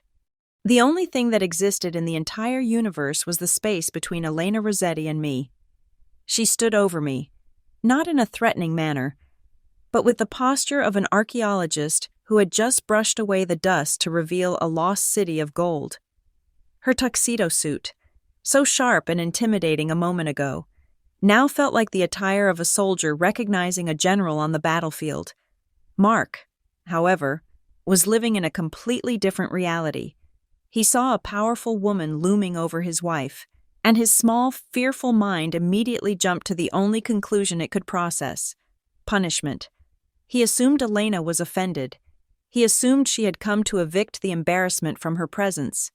Mark scrambled to his feet, his chair screeching against the floorboards. The sound was hideous, tearing through the tension like a jagged nail. He placed himself between Elena and me, his hands raised in a gesture of pathetic surrender. "Ms. Rossetti, please," Mark stammered, his voice trembling with a mixture of panic and sycophancy. "I must apologize again for my wife. She is not herself tonight. The wine, the excitement is all too much for her simple constitution. She did not mean to contradict you or the report. She reads these silly blogs and gets confused." He reached out, his fingers hovering near Elena's arm but terrified to make contact. "I will take her home immediately," Mark continued, talking faster and faster, digging his own grave with every syllable. "We will remove the disturbance. Please do not let this affect your opinion of the firm. I assure you, my professional conduct is—" Elena did not speak to him. She did not even look at him. She simply raised her right hand. It was a sharp, cutting motion, like a blade slicing through silk. Her palm faced him, fingers splayed. "Stop." Mark froze, his mouth hanging open mid-sentence. The rejection was total. It was the kind of dismissal one gives to a barking dog. It was not angry, it was indifferent, which made it infinitely worse. Elena's eyes never left my face. She treated my husband as if he were nothing more than background noise, a minor static interference on a radio frequency she was trying to tune into. She took a step closer to me. The scent of her perfume, sandalwood and cold iron, enveloped me. It was the scent of power. She bent down. The movement was slow, deliberate, and terrifyingly intimate. The rest of the table watched in paralyzed fascination. Richard Vance was leaning forward, his brandy glass forgotten in his hand. Cindy, the woman who had mocked my lack of a career, was staring with her mouth slightly agape, her eyes darting between Mark's frozen figure and Elena's descending form. Elena brought her face level with mine. The distance between us evaporated. I could see the fine lines of exhaustion around her eyes, the kind that come from reading contracts at 4 a.m. I could see the intelligence burning behind her gray irises, a fire that recognized the same fuel within me. She looked at the titanium ring on my finger again, then she looked at the wine stain on my dress, and finally, she looked into my eyes. For 7 years, people had looked at me and seen a housewife. They saw a vacancy. They saw a woman who existed to serve, to nod, to wait. Mark saw a mirror to reflect his own ego, but Elena looked at me and saw the architecture behind the facade. She saw the code. Her lips parted. When she spoke, it was a whisper. But in the acoustic vacuum of that room, her voice carried with the clarity of a church bell ringing in a valley. JB? 2 letters, just 2 letters, but they hit the table with the force of a physical blow. Is it you? She whispered, her voice trembling with a raw, unvarnished emotion that sounded shockingly like reverence. Are you the founder? The questions hung in the air, vibrating. Mark blinked. His brain was misfiring, unable to bridge the gap between the narrative he had constructed for 8 years and the reality unfolding before him. He let out a nervous, confused laugh that sounded like a choke. Founder? Mark repeated, looking around the table as if seeking an ally in his confusion. What? Ms. Rossetti? I think there is a misunderstanding. This is Janet. Her name is Janet. She isn't a founder of anything, unless you count a book club that never meets. He reached for my shoulder, his instinct to control me kicking in even now. Honey, tell her you are just Janet, Elena snapped. She whipped her head toward Mark. The movement was so fast, so violent, that Mark actually flinched back, stumbling against the table. The look on her face was not one of indifference anymore. It was pure, distilled fury. It was the look of a lioness whose cub has been threatened by a jackal. Be quiet, Elena hissed. The command was low, guttural, and terrifying. Mark opened his mouth to protest. I said be quiet, she repeated, her voice rising in volume, turning icy and sharp. Do you have any idea who you are sitting next to? Do you have even the slightest conception of the mind you are silencing? But she is my wife, Mark stammered, his face draining of color. She is a titan, Elena cut him off, her voice slicing through his ego like a scalpel. She is the architect of the modern energy grid. She is the ghost in the machine that every bank in this city has been chasing for half a decade. And you treat her like a servant? Elena looked at him with such profound disgust that Mark seemed to shrink physically. He looked small. He looked withered. For the first time, the illusion of his grandeur was stripped away, leaving only the hollow, insecure man beneath.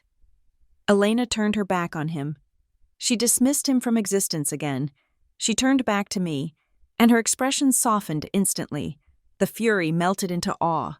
She reached out and, with a hesitation that was heartbreakingly human, touched the titanium ring on my finger. Oh my God, she breathed. It is you. It really is you. Janet Broadwell. She said my full name as if it were a prayer. The legend, the ghost, J.B. of Etheria, she continued, shaking her head as if she couldn't believe her own luck. We have been trying to contact you for 3 years. My firm sent envoys to Singapore, to London, to frantic meetings in Silicon Valley. Chasing shadows. We analyzed your algorithms. We deconstructed your supply chain models. We knew there was a single mind behind it all, but we could never find the source. She looked at me, her eyes shining. And here you are, sitting at a dinner table in Manhattan, wearing a dress stained with Cabernet, listening to fools talk about things you invented. The irony was not lost on anyone. The silence in the room was absolute. Richard Vance was standing up now. The other guests were frozen statues. The waiters had stopped moving. I looked at Elena. I felt a strange sensation in my chest. It was the feeling of a heavy coat being lifted from my shoulders after a long, cold winter. It was the feeling of being seen. I smiled. It was not the polite, submissive smile I had practiced for 8 years. It was not the smile of Mark's wife. It was the smile of JB. It was the smile of a woman who commanded an empire, a woman who moved billions of dollars with a keystroke, a woman who knew her own worth down to the last decimal point. I reached out and took Elena's hand. Her grip was firm, warm, and respectful. "Hello, Elena," I said. My voice was calm, resonant, and completely devoid of fear. "It is a pleasure to finally meet you in person. I admire your work on the Berlin Exchange."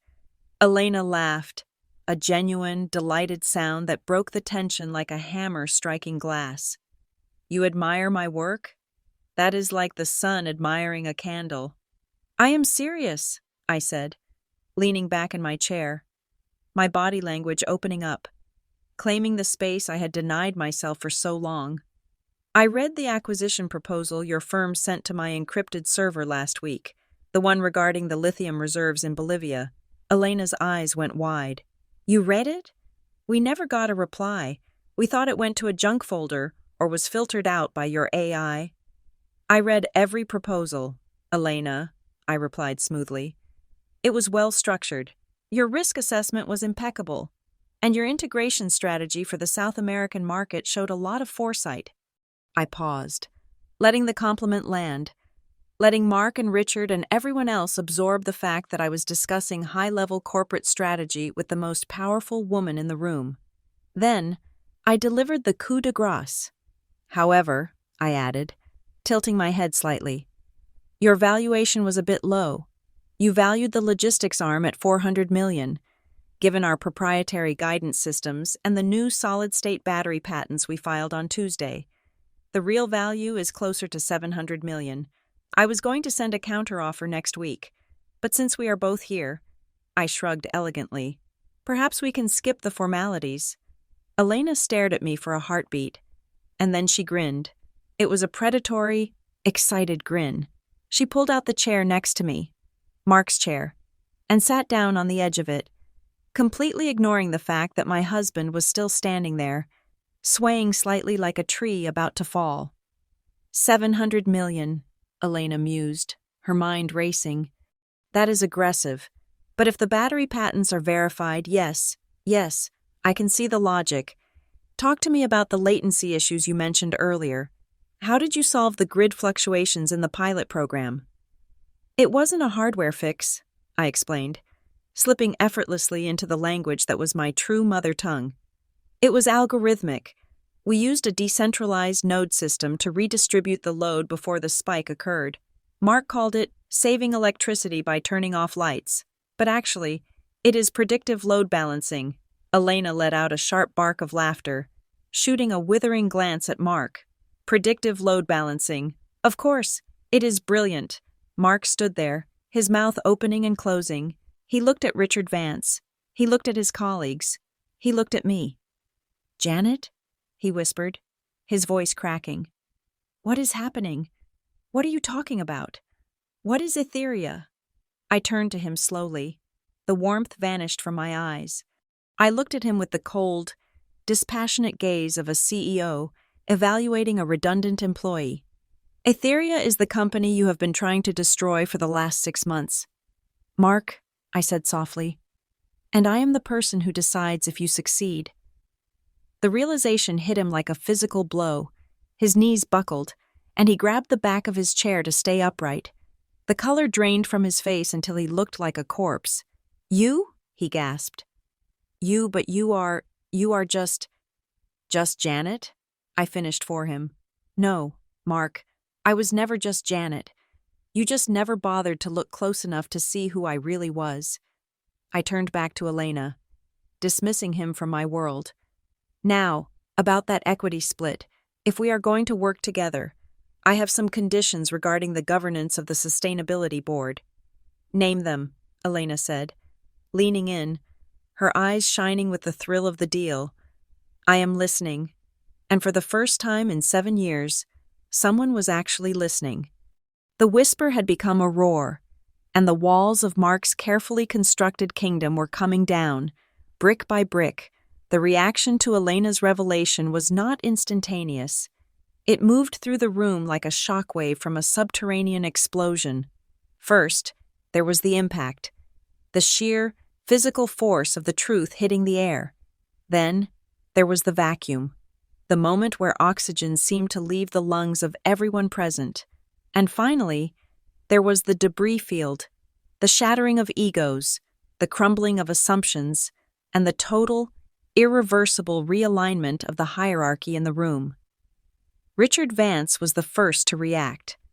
The man who had entered the room looking like a king surveying his subjects now looked like a man who had just realized he was standing on a trapdoor.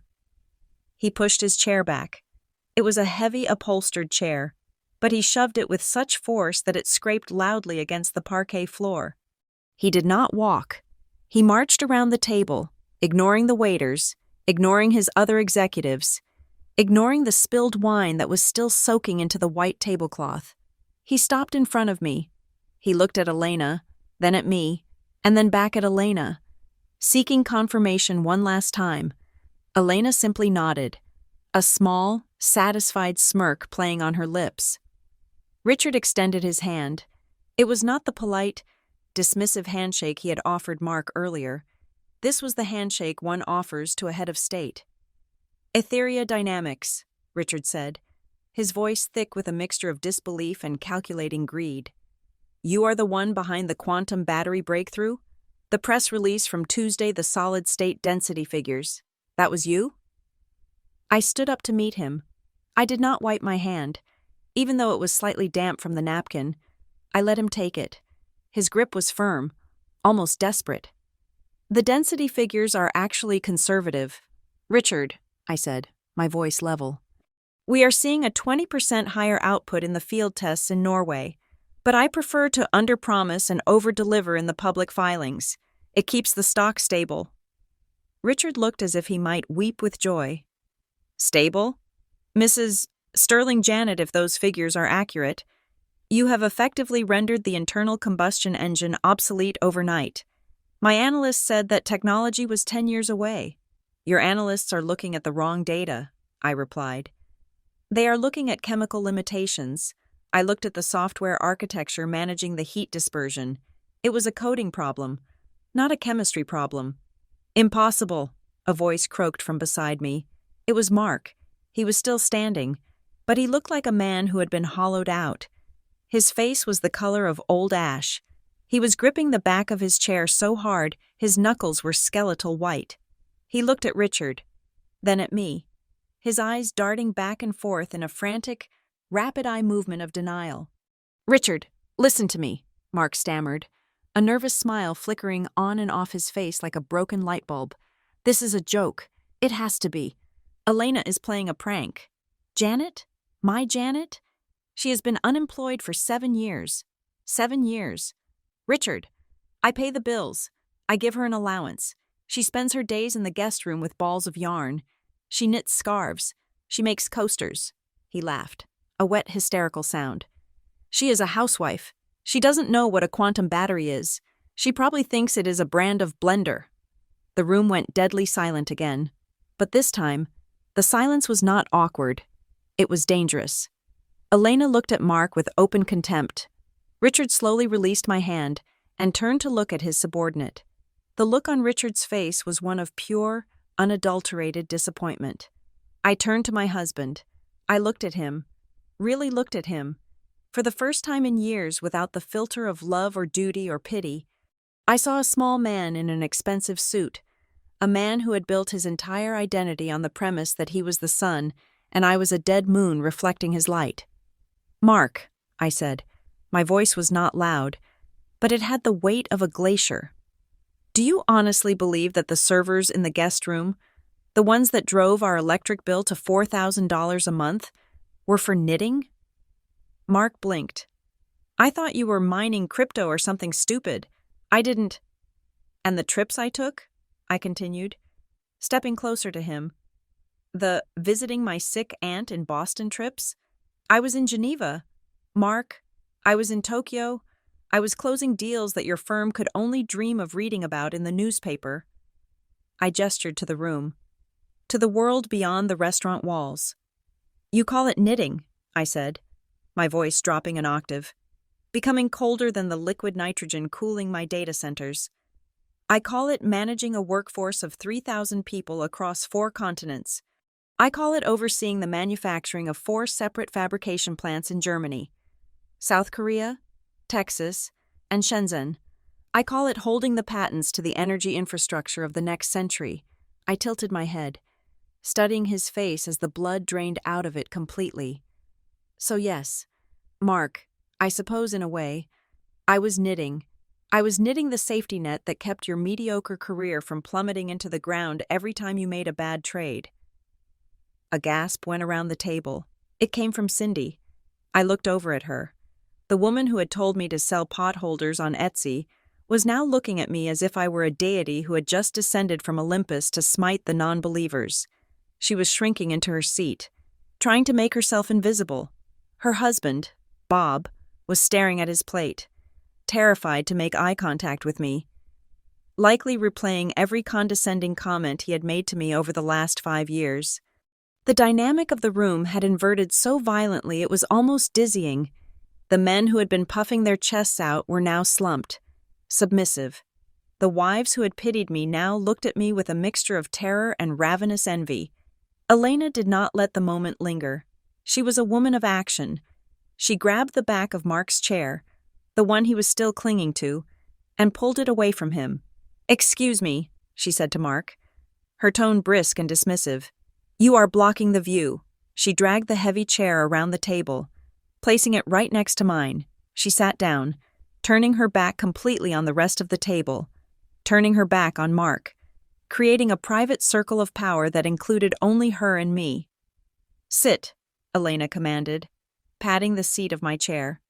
"Forget them. They are irrelevant. I need to know about the supply chain integration in Chile. My intel says you bypassed the traditional shipping routes. How did you manage the tariffs?" I sat down, smoothing my skirt.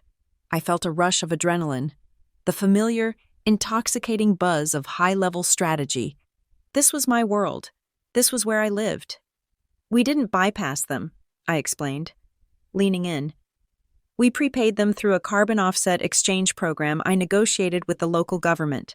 It lowered our logistics costs by 12% and gave us priority docking rights at the port of Valparaiso." Elena's eyes widened. She slapped the table in delight.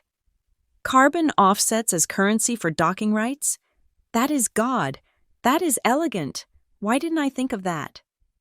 "Because you think like a banker, Elena," I said with a smile. "I think like an engineer. I look for the path of least resistance." We were speaking a language that Mark could not even begin to comprehend. We were speaking in millions and billions, in logistics and leverage. We were discussing the shaping of the global economy while he stood there, a ghost at his own feast. But Mark, desperate, pathetic Mark, could not let it go. He could not accept that he had been erased. He stumbled forward, trying to wedge himself into the space between our chairs. "Janet," he pleaded, his voice high and whining. "Janet, baby, please, why didn't you tell me? I am your husband. We are partners. If I had known, my God, imagine what we could have done together. I could have helped you." I stopped talking. I turned slowly to look at him. Elena stopped too, raising an eyebrow in annoyance at the interruption. "Helped me?" I repeated. The words tasted like bile. "Yes," Mark insisted, his hands shaking as he reached out to touch my arm. I pulled away before he could make contact. I am an investment director. Janet, I know the markets. I could have managed the capital for you. I could have structured the IPO. We could have been a power couple. Why did you hide this from me? I laughed. It was a short, sharp sound, devoid of humor. I hid it from you, Mark, because I knew exactly what you would do, I said. You would have tried to take credit for it. You would have tried to control it. You would have walked into my boardroom and tried to explain my own code to me, just like you tried to explain the wine list to me 10 minutes ago. That is not true, he protested, looking around the room for support that was not there. I just wanted to protect you. I take care of you. You don't take care of me, I said, my voice rising just enough to carry to every corner of the silent room. You tolerate me. You keep me small so you can feel big. You said you could help me manage the capital? Mark, you can barely manage your own gambling debts. Mark recoiled as if I had struck him. That is private. Nothing is private when you use the joint savings account to pay the bookie, I said coldly. I replaced that money 3 times. Mark, 3 times. I let you believe you were a provider while I was quietly patching the holes in your sinking ship. And as for helping me know my place, I continued, my eyes locking onto his. You did help me. Every time you told me I was useless. Every time you told me I was boring. Every time you told me to sit down and shut up, you fueled me. You gave me the rage I needed to work those 20-hour days. So thank you. Mark, you were an excellent motivator. Mark stood there, stripped naked in front of the people he wanted most to impress. He opened his mouth, but no sound came out. He looked like a fish gasping for air on a dock. Richard Vance had heard enough. He stepped forward, his face hard and unyielding. He looked at Mark with the kind of cold calculation he usually reserved for a portfolio that had tanked. Sterling, Richard said. The name sounded like a curse. Mark jumped, turning to his boss. Richard, please, I didn't know. You have to believe me. She deceived me. She deceived you? Richard scoffed. She built a $2 billion empire under your nose, and you didn't notice because you were too busy listening to the sound of your own voice. That doesn't look like deception to me. Mark, that looks like incompetence. Richard crossed his arms. And what really bothers me, he continued, his voice dropping to a dangerous growl, is that you lied to me. Tonight, at this table, I never, Mark began. You told me you had a source inside Etheria, Richard said, ticking the points off on his fingers. You told me you knew how to handle the CEO. You told me the CEO was a senile old man and a socially awkward recluse whom you were going to manipulate. Richard gestured to me. This is the CEO, Mark, this woman, your wife. So tell me, were you lying then? Or are you just staggeringly stupid? Mark looked from Richard to me. Trapped. There was no answer he could give that would save him. If he admitted he lied, he was fired for dishonesty. If he admitted he didn't know, he was fired for incompetence. I was just trying to close the deal. Richard, Mark whispered, his voice breaking. It is just business. It is not business, Elena interjected, not even looking up from the notes she was making on a napkin. It is fraud. And frankly, Mr. Vance, I question the due diligence of a firm that employs a director who doesn't even know what his own wife does for a living. It suggests a lack of attention to detail. Richard flinched. Elena's words were a direct threat to his firm's reputation. He looked at Mark with eyes that promised retribution. We will discuss your future in my office tomorrow morning at 8 o'clock. Sterling, Richard said. If you still have a badge that works. Mark swayed.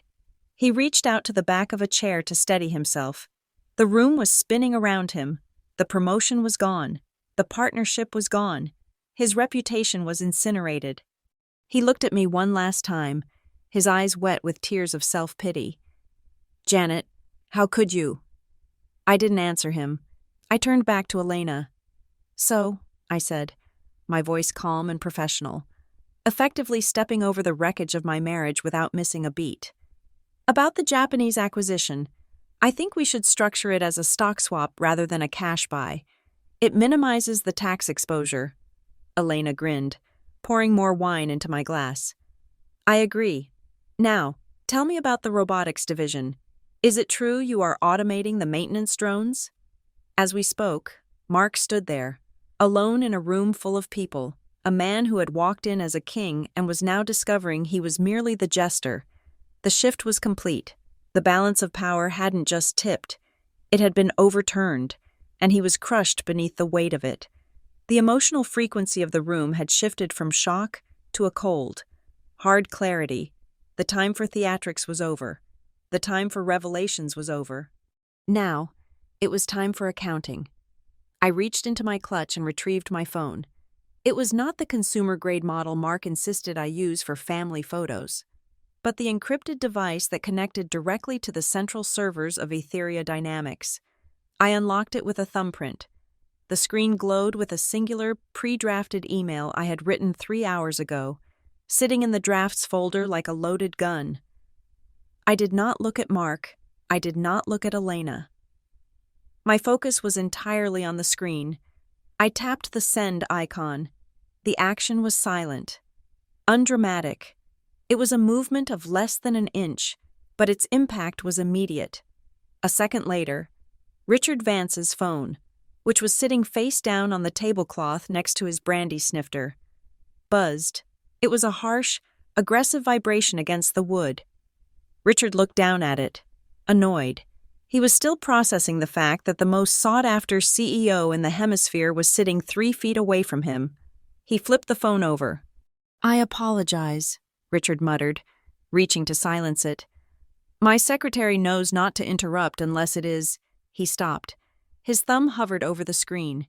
He had seen the sender line. From Office of the CEO, Etheria Dynamics. Subject: Notice of immediate divestment and cessation of partnership. The color that had been slowly returning to Richard's face vanished instantly, leaving him with the pallor of a man who had just witnessed a fatal accident. He unlocked the phone, his eyes darting back and forth as he scanned the legal text. His mouth opened slightly, then closed into a grim, tight line. He looked up at me.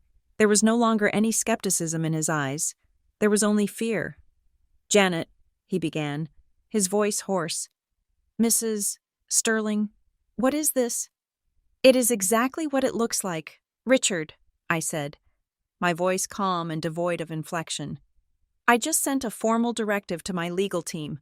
As of 9 o'clock tomorrow morning, Etheria Dynamics will be withdrawing all liquid assets currently managed by Vance Capital.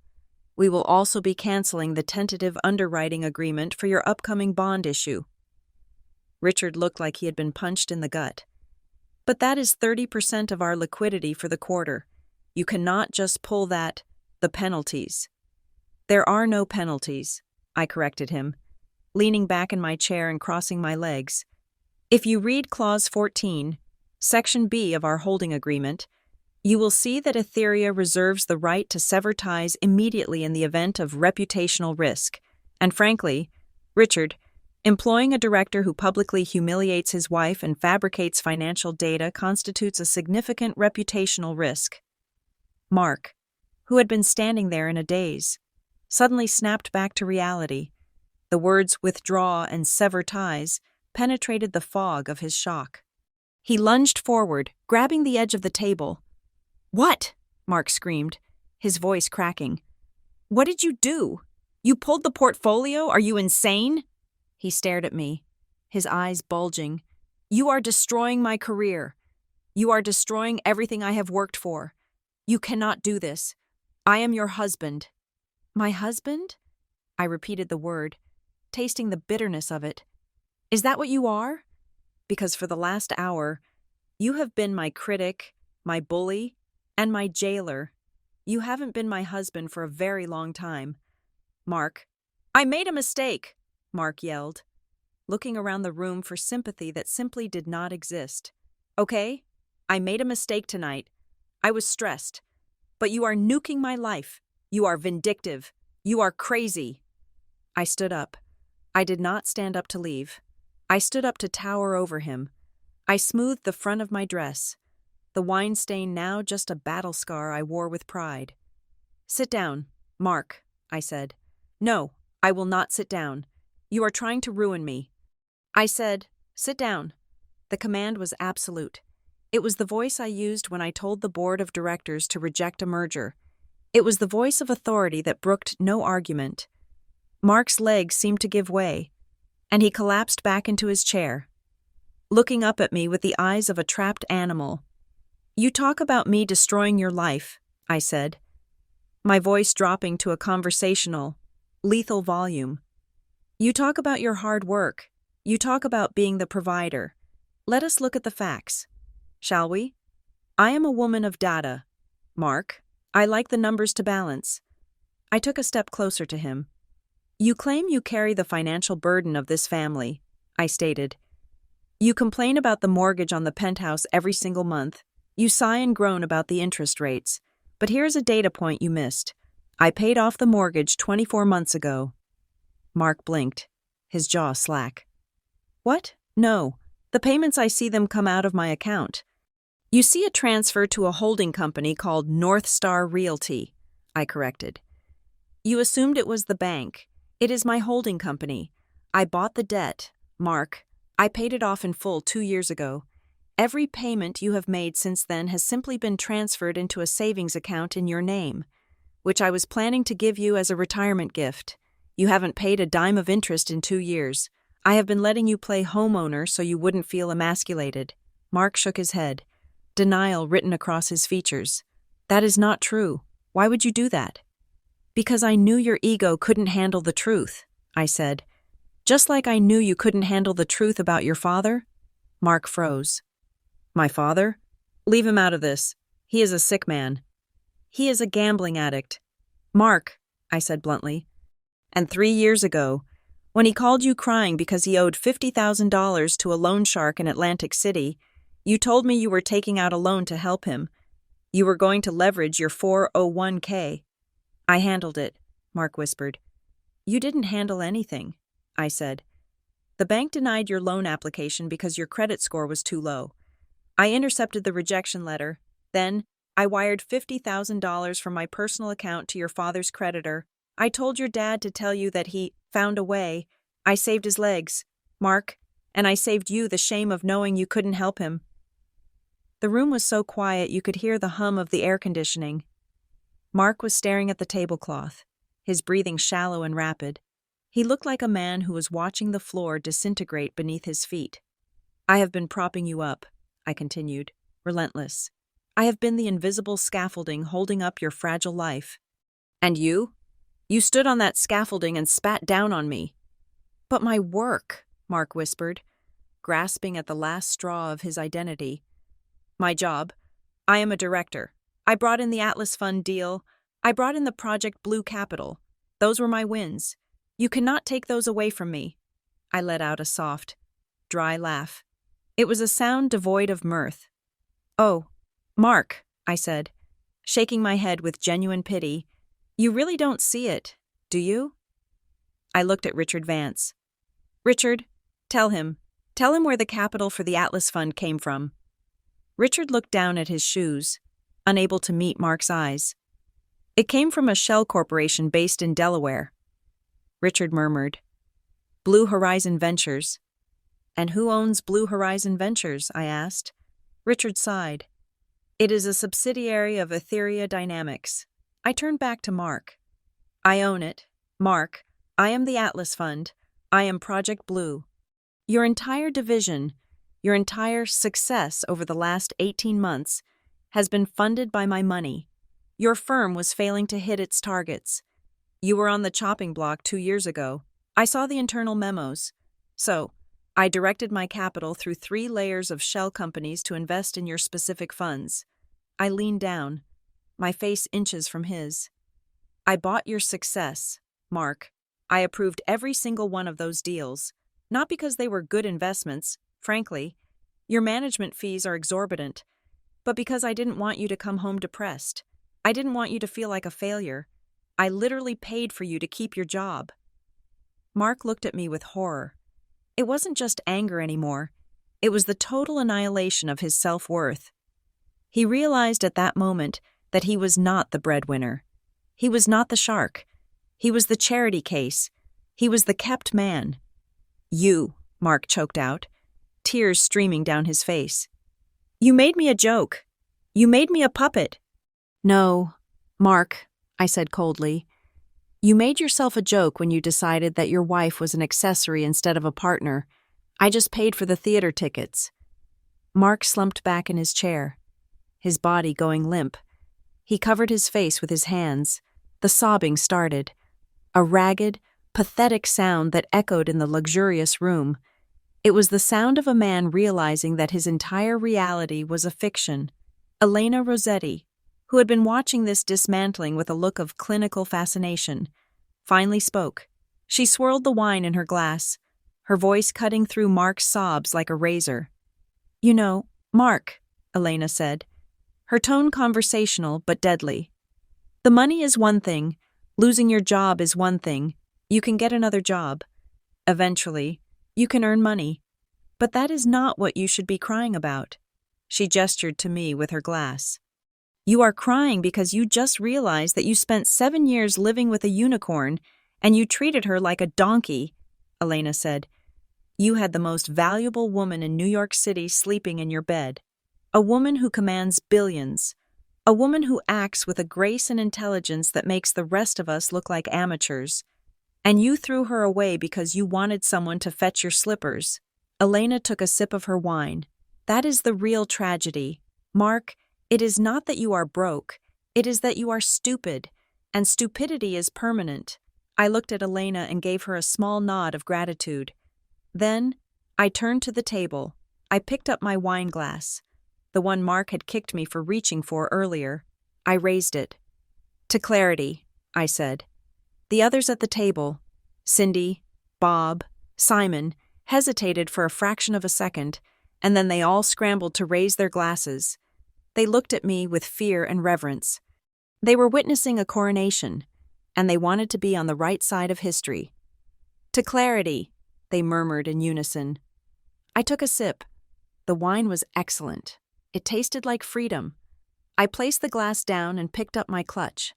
I checked my watch, a simple movement that suddenly seemed to carry immense weight. "Well," I said, my voice brisk and businesslike, "I must be going. I have a video conference with my partners in Tokyo in 40 minutes. We are discussing the expansion of the hydrogen grid, and unlike some people, I do not like to be late." I turned to Richard Vance. "Richard, my lawyers will be in touch by noon to finalize the divestment. I expect the paperwork to be seamless. Do not make me audit you. Of course, Ms. Broadwell." Richard stammered, standing up as a sign of respect. "It will be handled personally." I turned to Mark. He was still hiding his face in his hands, a broken heap of a man. "Goodbye, Mark," I said. There was no hatred in my voice anymore. The rage had burned itself out, leaving only a cool indifference. "The locks on the apartment will be changed by the time you get back. Your things will be in storage. My assistant will email you the code to the unit. Do not come to the building. The doormen have been instructed not to let you up." I didn't wait for an answer. I didn't need one. I turned on my heel and walked toward the heavy oak doors. The sound of my heels clicking on the floor was steady and rhythmic. Click, click, click. I didn't look back. I didn't look at the expensive chandeliers or the shocked faces of the Manhattan elite. I walked out of the room, out of the restaurant, and out of the life I had outgrown, leaving the silence of the tomb behind me.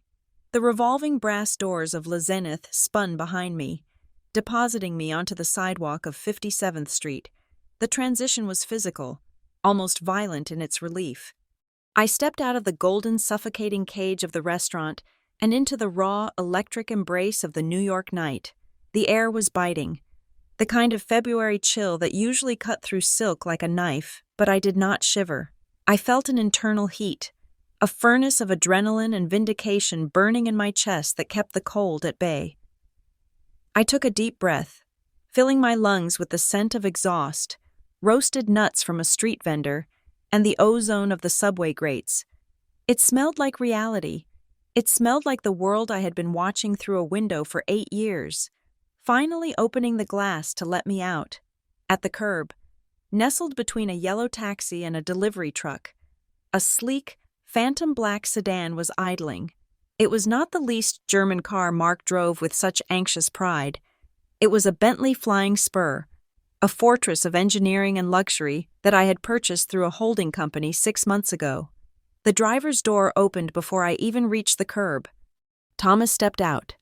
He was a mountain of a man, an ex-Marine who had been my security detail and confidant for 3 years. He wore a dark suit that fit him perfectly, a stark contrast to the frayed nerves and ill-fitting pretensions of the men inside the restaurant. "Good evening, Ms. Broadwell," Thomas said, his voice a low rumble. He did not call me Mrs. Sterling. He never had.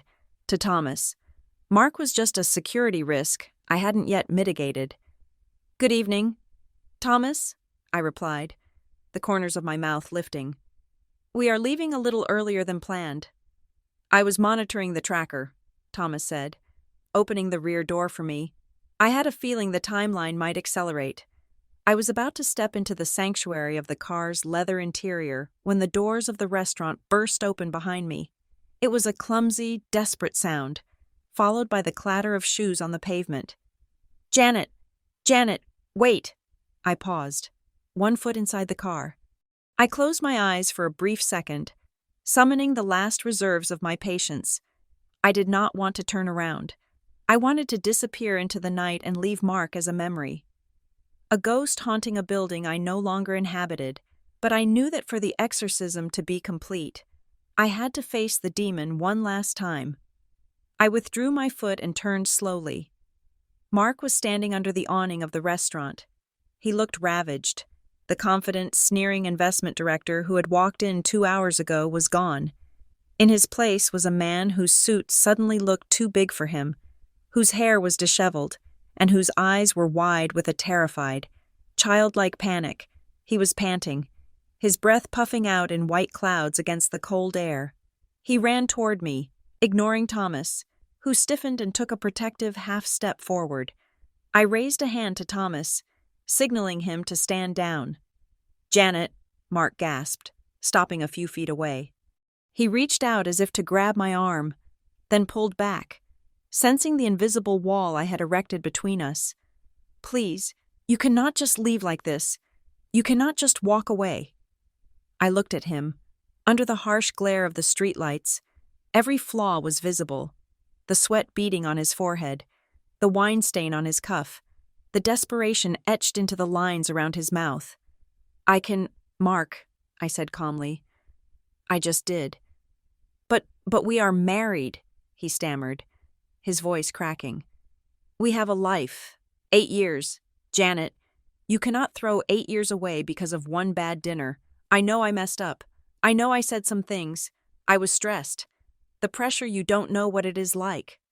"I don't know what pressure is like," I asked, my voice soft but cutting. "Mark, I negotiated a trade agreement with the Chinese government while having the flu, sitting in our guest room while you banged on the door complaining that I hadn't picked up your dry cleaning. Do not talk to me about pressure." Mark flinched. He wiped his mouth with the back of his hand. Okay. You are right. You are amazing. I see that now. I see you.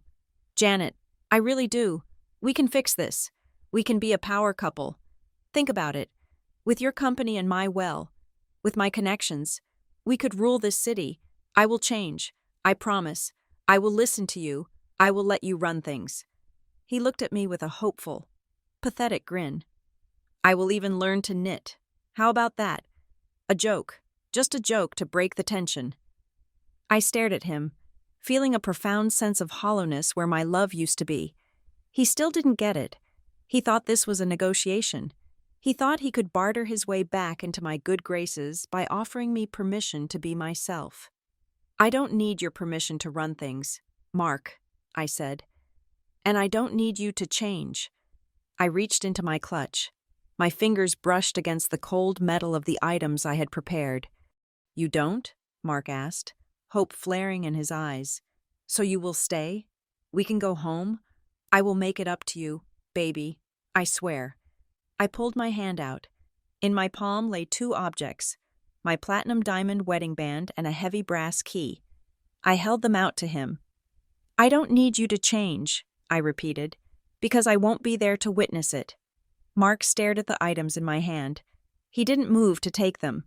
Take them, Mark, I commanded. He reached out with a trembling hand and took the ring and the key. He looked at them as if they were foreign artifacts he didn't understand. This is the key to the apartment, he whispered. It is, I said. You can sleep there tonight, but the locks will be changed by noon tomorrow. My estate manager will contact you to arrange a time for you to collect your personal effects. You can take your clothes, your golf clubs, and the furniture. I don't want any of it. It smells like mediocrity. And the ring? He choked out. Pawn it, I suggested. You are going to need the money. You are unemployed as of tomorrow morning, and I imagine Richard Vance will ensure you are blacklisted from every major firm on Wall Street. Mark gripped the ring, his face crumpling. Janet, the assets. We have assets. The law half of everything is mine. You cannot cut me out. Etheria, that is marital property. New York is an equitable distribution state. If you leave me, I take half your company. Do you hear me? I will take half. He shouted the last words, trying to find some leverage, some weapon to use against me. I smiled. It was a smile of pure, razor-sharp pity. I was wondering when you would bring that up, I said. You always were better at spending money than earning it. I stepped closer to him, lowering my voice so that only he could hear the verdict that would end his life as he knew it. You are right about the law. Mark, marital assets are divided. You will get half of the savings account. You will get half of the furniture. You will get half of the car lease debt. I paused, letting the silence hang heavy between us. But Etheria Dynamics? I shook my head slowly. That is not a marital asset. You started it while we were married, Mark cried. It is mine. Do you remember how I started it? Mark, I asked. Do you remember where the seed capital came from? You refused to give me a penny from our joint savings. You forbade me from touching your money. Mark's eyes widened. A flicker of memory, a pawn shop receipt he had found years ago and ignored, flashed behind his eyes. The emeralds, he whispered. My grandmother's emeralds, I confirmed. And her sapphire earrings, inheritance, premarital assets, under New York state law. Any business founded entirely with funds derived from separate property remains separate property, provided no marital funds were commingled. And thanks to your stinginess, Mark, thanks to your absolute refusal to invest in me, not a single cent of our joint money ever touched Etheria's accounts. I leaned in, delivering the final blow. My lawyers have the paper trail. Every server, every line of code, every patent can be traced back to that pawn shop ticket. You didn't invest in me when I was nothing, Mark, so you don't get to profit from me now that I am everything. Mark stood frozen. The physics of his world had just collapsed. He wasn't just losing his wife. He was losing the lottery ticket he hadn't even realized he was holding. He had starved the goose that laid the golden eggs, and now he was left with nothing but hunger. You planned this, he breathed, looking at me with horror. I didn't plan it, I said honestly. I just prepared for it, because deep down, I always knew that a man who needed to dim my light to shine would eventually try to extinguish me completely. I stepped back. The cold wind whipped my hair across my face, but I felt nothing but liberation. Goodbye, Mark. I turned and got into the car. Thomas closed the door with a solid, heavy thud. The sound was the most satisfying thing I had ever heard. It was the sound of a book closing. It was the sound of a vault locking. It was the sound of silence. Inside the Bentley, the air was warm and smelled of cedar and leather. The noise of the street was instantly cut off. Through the tinted window, I saw Mark standing on the sidewalk. He looked small, blurred, like a figure in a photograph that was fading with age. He was still holding the key and the ring, staring at the closed door, a man stranded on an island of his own making. Where to, Miss Broadwell? Thomas asked from the front seat, his eyes meeting mine in the rearview mirror. The Teterboro airfield. Thomas, I said, my voice strong and clear. The jet is fueled for Tokyo. We have a timeline to keep. Yes, ma'am. The car pulled away from the curb, merging seamlessly into the river of traffic flowing down 57th Street. I didn't look back. I didn't turn my head to see Mark receding into the distance. He was part of the landscape of the past now, static and immovable, while I was pure velocity. I settled back into the seat and opened the laptop bag that Thomas had left for me. I pulled out my sleek, carbon fiber laptop. The screen came to life, illuminating the dark interior of the car with the glow of data. Etheria Dynamics. The dashboard was a symphony of moving numbers, green trend lines, and global status updates. I saw the energy grid in Munich stabilizing. I saw the production line in Shenzhen ramping up for the morning shift. I saw the world breathing, pulsating, and growing, all orchestrated by the code I had written in the silence of a neglected guest room. I felt a vibration in my pocket. I pulled out my phone.